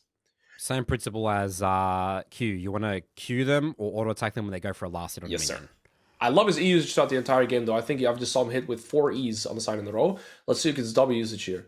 So you can actually, and this is the tricky part in this matchup, right? Sion dictates when he's going to release the Q, and Mundo needs to try and predict when Sion Qs in order to get all the healing back. But again, a lot of Sion players don't even know how Mundo W works. So you see, that's where the skill portion comes in. I like, so this is a very small detail, but it's important here. I actually dislike that he went for the ward there. But you would say, well, this is where I need to survive the bounce. Like this is bouncy back. This is the bounce. So if you pulse here, it's gonna delay him so much time, and now it's also trickier to get like a full angle where he can E through the entire minion, because now again the minion wave kind of messes up in terms of positioning, and so it's gonna be harder to E all the minions. And he could have just hit in that first melee and E instantly, and I don't think at 3 minutes there's really going to be any gang timer happening. So because the wave is centered there, I'm fairly certain that he could try and get this wave in before any junk. Okay, he does get the E in on all the casters, so he found a way to still do it very well. However, I personally would have prioritized the wave state there, and then afterwards probably either set up a reset, or not. It still ends up being fine, but I just think it's a tiny detail that I would... Oh, he gets level 4 and he instant tries to trade. I love that. Good W timer too. Well, the sign might be dead. Ooh. I think if he has more confidence there, and it doesn't turn back to his passive, the sign should be dead there. Good attempt, still extremely good. And then maybe we can find up a dive here. I love how this Mundo's playing. He's smurfing on the Sion. He's making Mundo look like a good laning champion. I love it. But this is what you would expect for the easy list, right? Like True. The easy list? Yes. Yeah, so what qualifies a champion in the easy list for us as well is how this is where I'd say game over. We lose this game, Alois. We lose this game. Can you press X? All right, what should he purchase? 1,400 gold. So there's going to be a giant spell ruby, right? Yep. Big. Beautiful. And no potions either. So you don't like potions at all? You don't do potions? I think he doesn't have to here. He has free control. Right? And look, Sign items. Because it's a Sign matchup. Sign doesn't know. He went for the Crystalline Brace instead of W Ruby. Beautiful W timer here. Reprocs another champion. Nice. There's one way you could optimize this trade, and that's by actually Eing the minion and then queuing him. This is a tricky thing to see. So here, if you actually prioritize to E the minion, it would kill it, and then he could queue the Sign and potentially continue the trade. It's a small detail, but here, right, it looks intuitive to E onto the Sign, but his E would actually kill that caster, so like the backline caster, which then would also fly into the Sign, Oh, sorry, the one next to the sign, right? That's like blocking the Q, and then he could throw Qs and perhaps get like 2 to 3 more Qs in, and then the trade would be like even more egregious. But it's still really good how he utilizes W here. So very good. No W, but I mean, yeah, he just wins the trade. There's nothing the sign can do against this item. Yeah, really nice ghost usage with the red buff. Nothing the sign can do. Okay, so here, what I'd like to see him do now is push in this wave, take the plate, and either proxy or set up his reset. So here I take the plate, proxy, and recall. Okay, he's taking away like this. This works too. Yes, and now we're setting up a base. Beautiful. I would leave that caster too. Oh, I dislike this. I think you should just leave the caster and set up the tempo reset. He had a free reset there. If you go back a little bit, common mistake. But now this caster does not going to make a difference with the world. And look, the next minion wave is all the way in his base. He has a free time to recall. He has a Giant's Belt and a Ruby Crystal. This is just a free rate to recall. And you speed up your game by recalling here. You slow yourself down by staying. He's missing this timer. Yeah. This is really bad. That green for that last hit, now he's stuck. So in your mind, now the pressure's gone a little bit now. Yes. He doesn't have TP. Sai might be able to get back in the game a little bit here. Absolutely. You've perfectly just go for that one last event. Go for that one last. The small details are so important in League, right? Like it's just. Yeah, and also there is a mistake again. He's looking to progress into the Scion. So you see this very often in say like Emerald players too, but lower as well. You see now he's actually giving the Scion so much respect. So if you go back a little bit, right? If he messes up this first initial recall, it's okay, so long as he hard prioritizes this wave now to push it in, and even uses Helpu to get it to crash. Because ultimately, the way to progress here and speeding up your game is by recalling. To spend your gold, get back with full resources, and then pressure. Right? He's 1,000 gold. But by staying here any longer than necessary, you slow yourself down. And it's hard to see that, unless you actually see it play out. But now, in a different world, he'd be back now with full HP and items, and I would see him getting displayed. Okay, same idea. He needs to hard push this wave and set up his recall. He's letting so many crazy Qs, though. Like, his Q game is crazy. Yeah, but you think this guy's mindset is just to kill? Like, again, your mindset is like, I don't really want to kill someone. I don't really care about it. It's about getting back on the map to get plates, to be healthy, to get plates. Is that your mindset? Push waves, plates. Push waves, plates. Yes, of course, if you can get a kill, you should look for the kill, but it shouldn't be your main intent, because in a different game, right, if he gets ganked here right now and he dies, he's back to square one. So it's just a risk to reward ratio. Also, I mean, like, ultimately, if you can get a kill like this, it's good, but he's going to trade it here. It's not worth. Right, so here it's a prime example of, yes, he gets the kill, he gets his fourth one, but now Scion is able to reset, and the wave is gonna, the wave is all right. He did go for the triple belt, so that's good. But I would still say that that was worthwhile for the Scion. And if we would have just found a position where we base TP, I would still say that maybe not as fast, but he would still get a kill on the Scion eventually. But he probably also has an additional plate right now, and Scion doesn't get to trade it. Okay. Now we should eco towards our Warmog's ASAP. I mean, Mundo getting 4 kills this early on is very rare. So we have so much extra gold here. Alright, no ult, so we're kind of chilling here too. Again, his Qs are really good this entire game. He tried to time the W there on the Q release, which is also really good to see, right? He doesn't W before. This Mundo clearly knows how to utilize his W. Yep, and we're just going to try and get to Warmog's.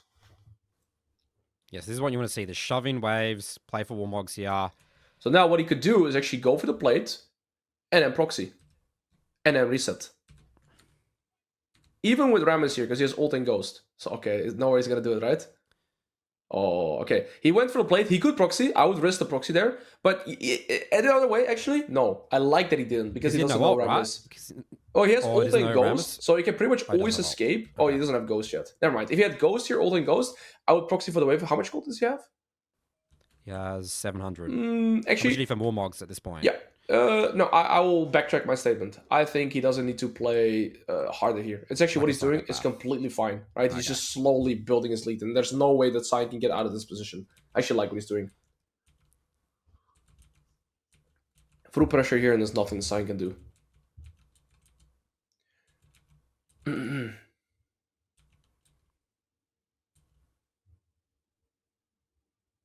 Yeah, I mean, this guy is just getting a little beatdown session. One more wave, and he gets his Warmog. This is like the earliest Warmogs I've seen. Now, like, should be game over.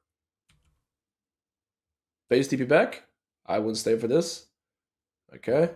Always cautious with skirmishes like these. It slows him down so much. That's the thing. You don't want skirmishes. You're so bad at skirmishes. So, right, he's so far ahead. He's continuously killed the Scion. But if you look at the farm, and if you look at Scion, like, he's also 3 kills. Crazy. He's only 400 gold up. Because twice he gave a kill back again. So those deaths... And shut down. Yeah, those deaths are the biggest things. I see where he's 2k gold up on the Scion now. Had he played with resets. So twice now, the way that he recalled is actually just by dying. And then, I mean, I'm guessing he's going to kill the Scion here. Somehow that guy dropped to 1 HP. But it's sad to see how undisciplined we are with our recalls. Because again, he should prioritize the Scion here so he get the full turret. He still has enough time though. So if we pause here and think about how we want to progress, just take a look at the map here, right? There is nobody in the game right now that is able to stop this Mundo. Because if he goes mid lane to Vladimir, it will take Vladimir, I'm not kidding, 90 seconds to kill Mundo. So, in order to progress here, it's very easy. What he should do is push up top, take the top turret, and then go mid and take the mid turret. And he will have 10 plates under his name before plates drop. The game is very easy here for him. Let's see what he does.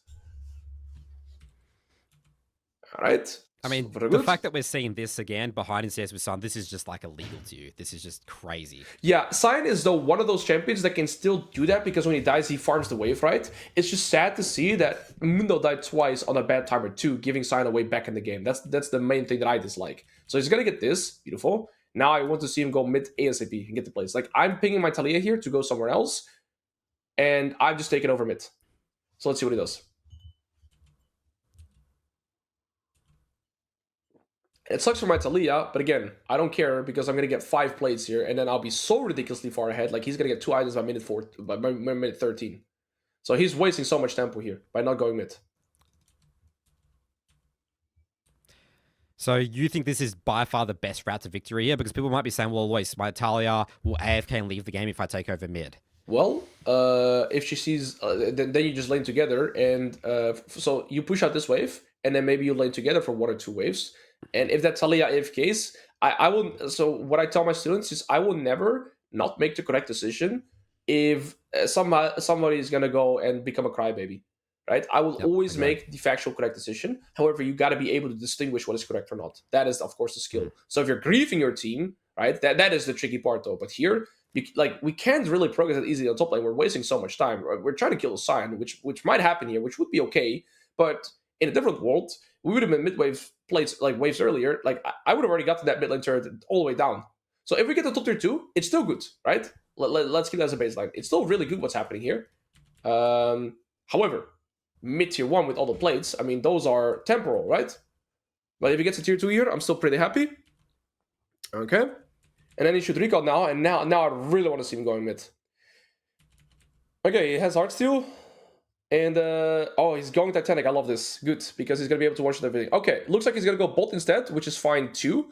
It's just that we can't progress as easily to Smolder Valkyries with their wave clear unless we just look to dive them. But he should also understand, like, with how strong he is, it's like one of the strongest Mundos I've seen.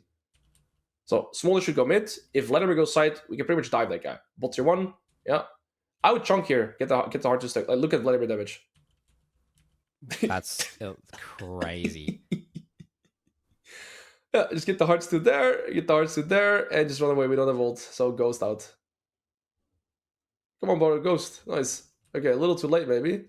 Oh, should be fine. Oh. Oh, yeah, this Vladimir throws Skittles at Mundo. Yeah. Alright, game over. I don't see how we lose. I don't see how this game is losing. If you press X, he has to be like 4k gold up to anybody else. 3k. 9.4, yep, about 3k. Yeah. It's like, and after this, it's 4k. That is nothing anybody can do against him. How does he not win this? Very interesting. Very interesting. I would assume we're going to lose him. So, yeah, so, I mean, you know, as you said, you've never seen, like, a Mundo this far ahead. Maybe he just doesn't know what to do. Like, what do you do next? Like, all the towers are gone, 15 minutes in the game. There's no Baron up, whatever it is. What's your mindset now to close out the game alone? So, the thing is, all right, at this state of the game, right? You lead in every shade. There's no like, towers. Everybody's on 1 item besides Scion because he got 2 shutdowns, and you're on 3 items. So, the only way that enemy team can get back is if they can somehow trade kills. If Mundo plays without taking risks, right? Because realistically, at level 16, he's going to be able to 1v5 the enemy team. The only thing he has to avoid is going for greedy death, so playing the map without ult and or ghost. So long as this guy doesn't die, he can always stay on the map. He can harvest sideways and take the remaining turrets, and additionally, he can farm all the jungle camps, so he can deny Remus, He can always push in the sideways, so enemy team can never 5v5. Did we just see the same thing? Can you go back for 1 second? Did we just see the I'm pretty Valkyries? sure we did, Alois. Why is he here? Right, games. Do not take a look at what just happened here. All right, so only thing he has to do now is just go for the full damage route. Like, he goes Ward on Blood Mail after this. He doesn't even need resistances. And so long as he just plays with cooldowns and stuff, like, we just end this game. There's nothing they can do. So I like what you're talking about there, sort of more of like a small wins mindset as well, where you're thinking, okay, I'm going to push waves, create pressure, but deny the camps from the jungle, because I'm a jungler. If I lose my camps at 17 minutes of the game to the top lane or my entire top side, the game's over. I'm so far behind. Yeah. And do you think that maybe Mundo players, because that's maybe more of like a Trinimir or something like that, Mundo players might not think that their job is to take the enemy jungle camps? It's just like, when you're leading the game, the way that I always explain how to play out your position is that you gotta be as risk averse as possible. Of course, you need to not become like a complete. Actually, you need to not become a complete bitch where you don't do anything. Like, you still need to assert dominance. It's just that if you take out side waves, enemy team can never get numbers advantage because they have to collect the side waves, right? So we don't go for 1v5s like these. We don't try to be the hero the whole time, and then you just deny the side waves too. And so long as they can get back into the game. I mean, there's nothing they can do. This Mundo's sitting on like 4k gold again. I think he's like 3k gold again. This is it happens. This is not the end of the world yet, but we gotta be cautious because enemy team has scaling, right? They have small Vladimir. They have a timer where they can start winning. So just push out the waves, take the play. Like, he has more than 10 assists per minute and 10 kills. Like, he just has to be disciplined. And also, crucially, there's a Herald on the map. If he plays with old Ghost and Herald right now, I'm not kidding. He ends in one push. He can end the game right with Herald. Wow. So your mindset right now is this: we're going to get Herald and then look to end the you game end. now, so... Like, it's end angle. Like, you can kill 2 people on the turn. You saw he kills them with 1 auto attack. He needs to just not fight and play.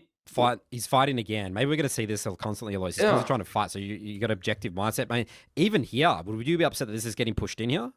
Yeah, it shouldn't happen. Like, Mundo should not be the one on midwave ever. He ends up getting a kill, which is alright. I've been thinking, push out the wave. It looks like Sida's getting the tier 2. He's looking for the mid tier 2 himself. Maybe Talia should push this then, right? But I guess he's looking for this. But then we should get Herald, we should get Atakan. He's going to be level 16. You see here, like, the way he's posturing, he's only looking to fight.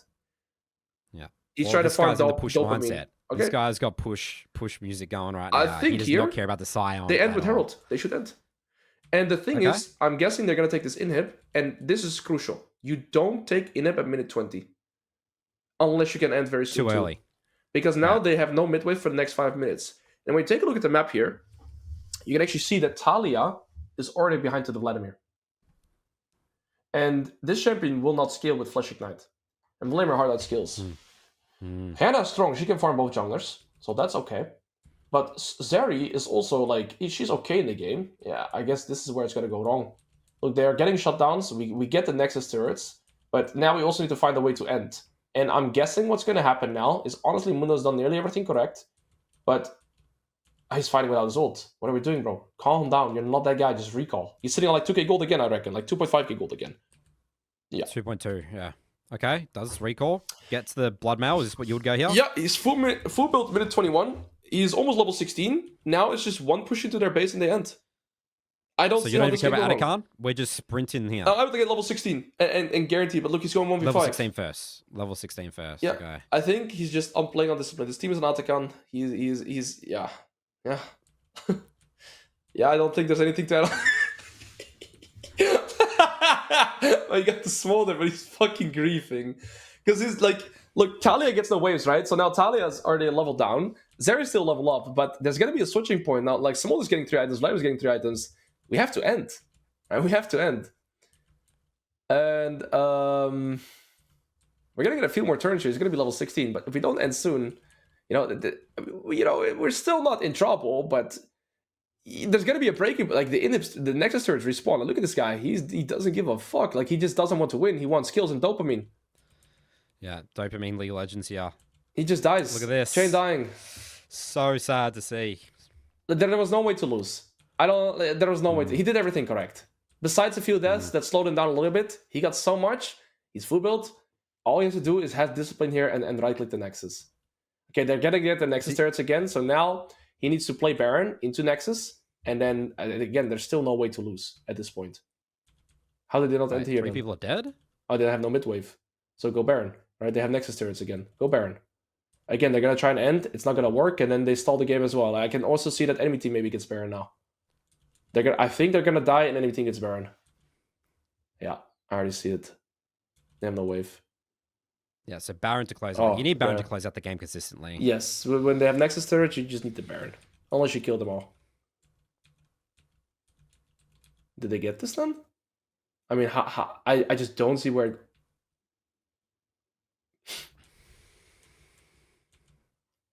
It's just no words. But yeah, no, seriously, Baron is really important to close out the game. Like, that's a really massive point. Especially, again, you're in a push, the whole push mindset, right? Yeah. Baron helps amplifies that a lot.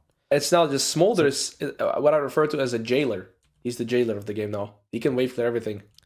Baron, farming up all this wave, scaling up, going to get 3-4 items. And look at Talia in the meantime, right? 2 levels down now. Zeri dies. Useless. She's going to be a level down. And now they're going to get tricky. And there's going to be a breaking point where Smolder will be able to kill this Mundo. He can't 1v5 perpetually. So I think, yeah, at this point, I'm guessing we're going to get into a position where we're just going to get kill trades after kill trades, but he's going to be unable to close out the game. And, yeah, it's sad to see. I think that's going to happen for the next minutes too. I guess they get Soul. That's another way to win the game then, right? Like they had like 5 ways to win this game. They had like Quicker Baron, Soul.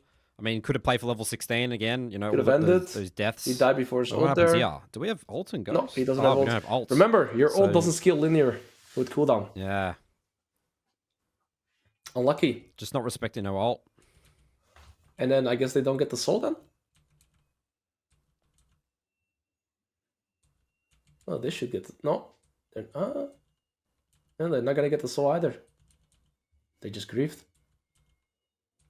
Oh, they do. No, oh, it's a cinema game. Painful. Very painful.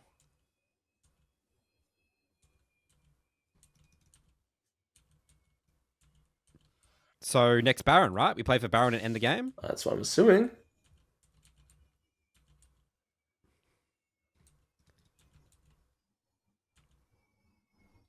What are we doing, dude? Look at our team. Yeah. Look at this. Alois. Again and again and again. So this guy just thinks he's unkillable with these items. Like, you need ults. You need ults with this champion, seems to be the case. This guy's a little piggy. Hmm. I wonder how he felt. He probably felt a bit of dread, but he felt a lot of dopamine during the game. But now double Baron, I mean, the Vladimir can one-shot this entire team now. Smolder can one-shot this entire team now. There's this is the problem. Talia hasn't been able to farm a single wave for the past 10 minutes. The Talia has 2 items. The Vladimir is full build.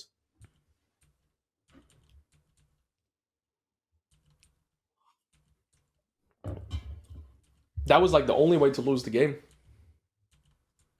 I've never seen a 1400 stack Heartsteel Mundo 2. How much health does he have this team fight? 12,000? 11,250. Oh yeah, but he has no team anymore.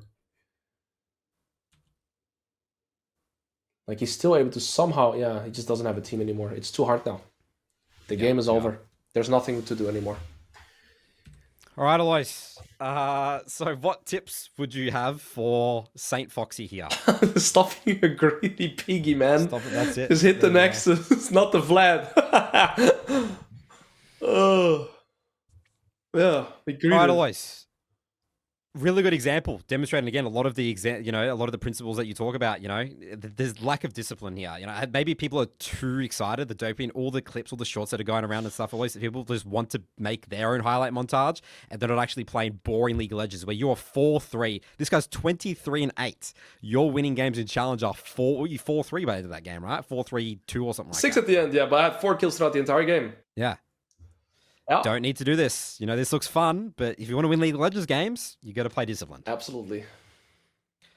All right, Alois. Last question for you. People are inspired by your Mundo, Alois. Obviously, you've created sort of a movement. Let's say you want to convert some more people onto the movement, and people are or you've already sold them. What advice would you give to a let's say a silver, gold Mundo player? They're picking up the champion. What are the first 3 things they should really focus on in their gameplay? What are the big 20%ers they should do to improve? Learn to not lose your lane at the level 1. Make sure you use that correct setup where you keep the distance. And then, second thing is focus on learning to farm even and trying to get those bounces in. Play towards your resets. You're trying to go even. You're not trying to win by like getting kills. Of course, don't become too safe where you're never looking to progress, never looking for plates, never looking for trades. After your first recall, you can start progressing. But before that, you're very often playing safe. And lastly, learn those reference points of your level up timers. Those are everything regarding landing phase and itemization we covered. And yeah, learn to time your W. That's one of the biggest skills. I think those would be the summary for me. Awesome. All right, final shout-outs here, Alois. Obviously, you're coaching 4 times a week currently in the Top Lane Academy. Sir. Stream, YouTube, will have those links in the description below. Anything else you want to mention here? Any shout-outs at the end of this episode, Alois? Yeah, shout out to you. Thank you for having me. And hope you guys enjoyed this episode. Yep, I think people are going to take a lot out of this, and this is just going to, more to the cause of, these videos are going to make on your YouTube channel. They're going to make right nerf this channel. I hope they don't. Patch, right? No. We have soldiers. We have soldiers lowering the win rate. We're good. All right, good work, guys. We'll see ya on our next episode. See you guys.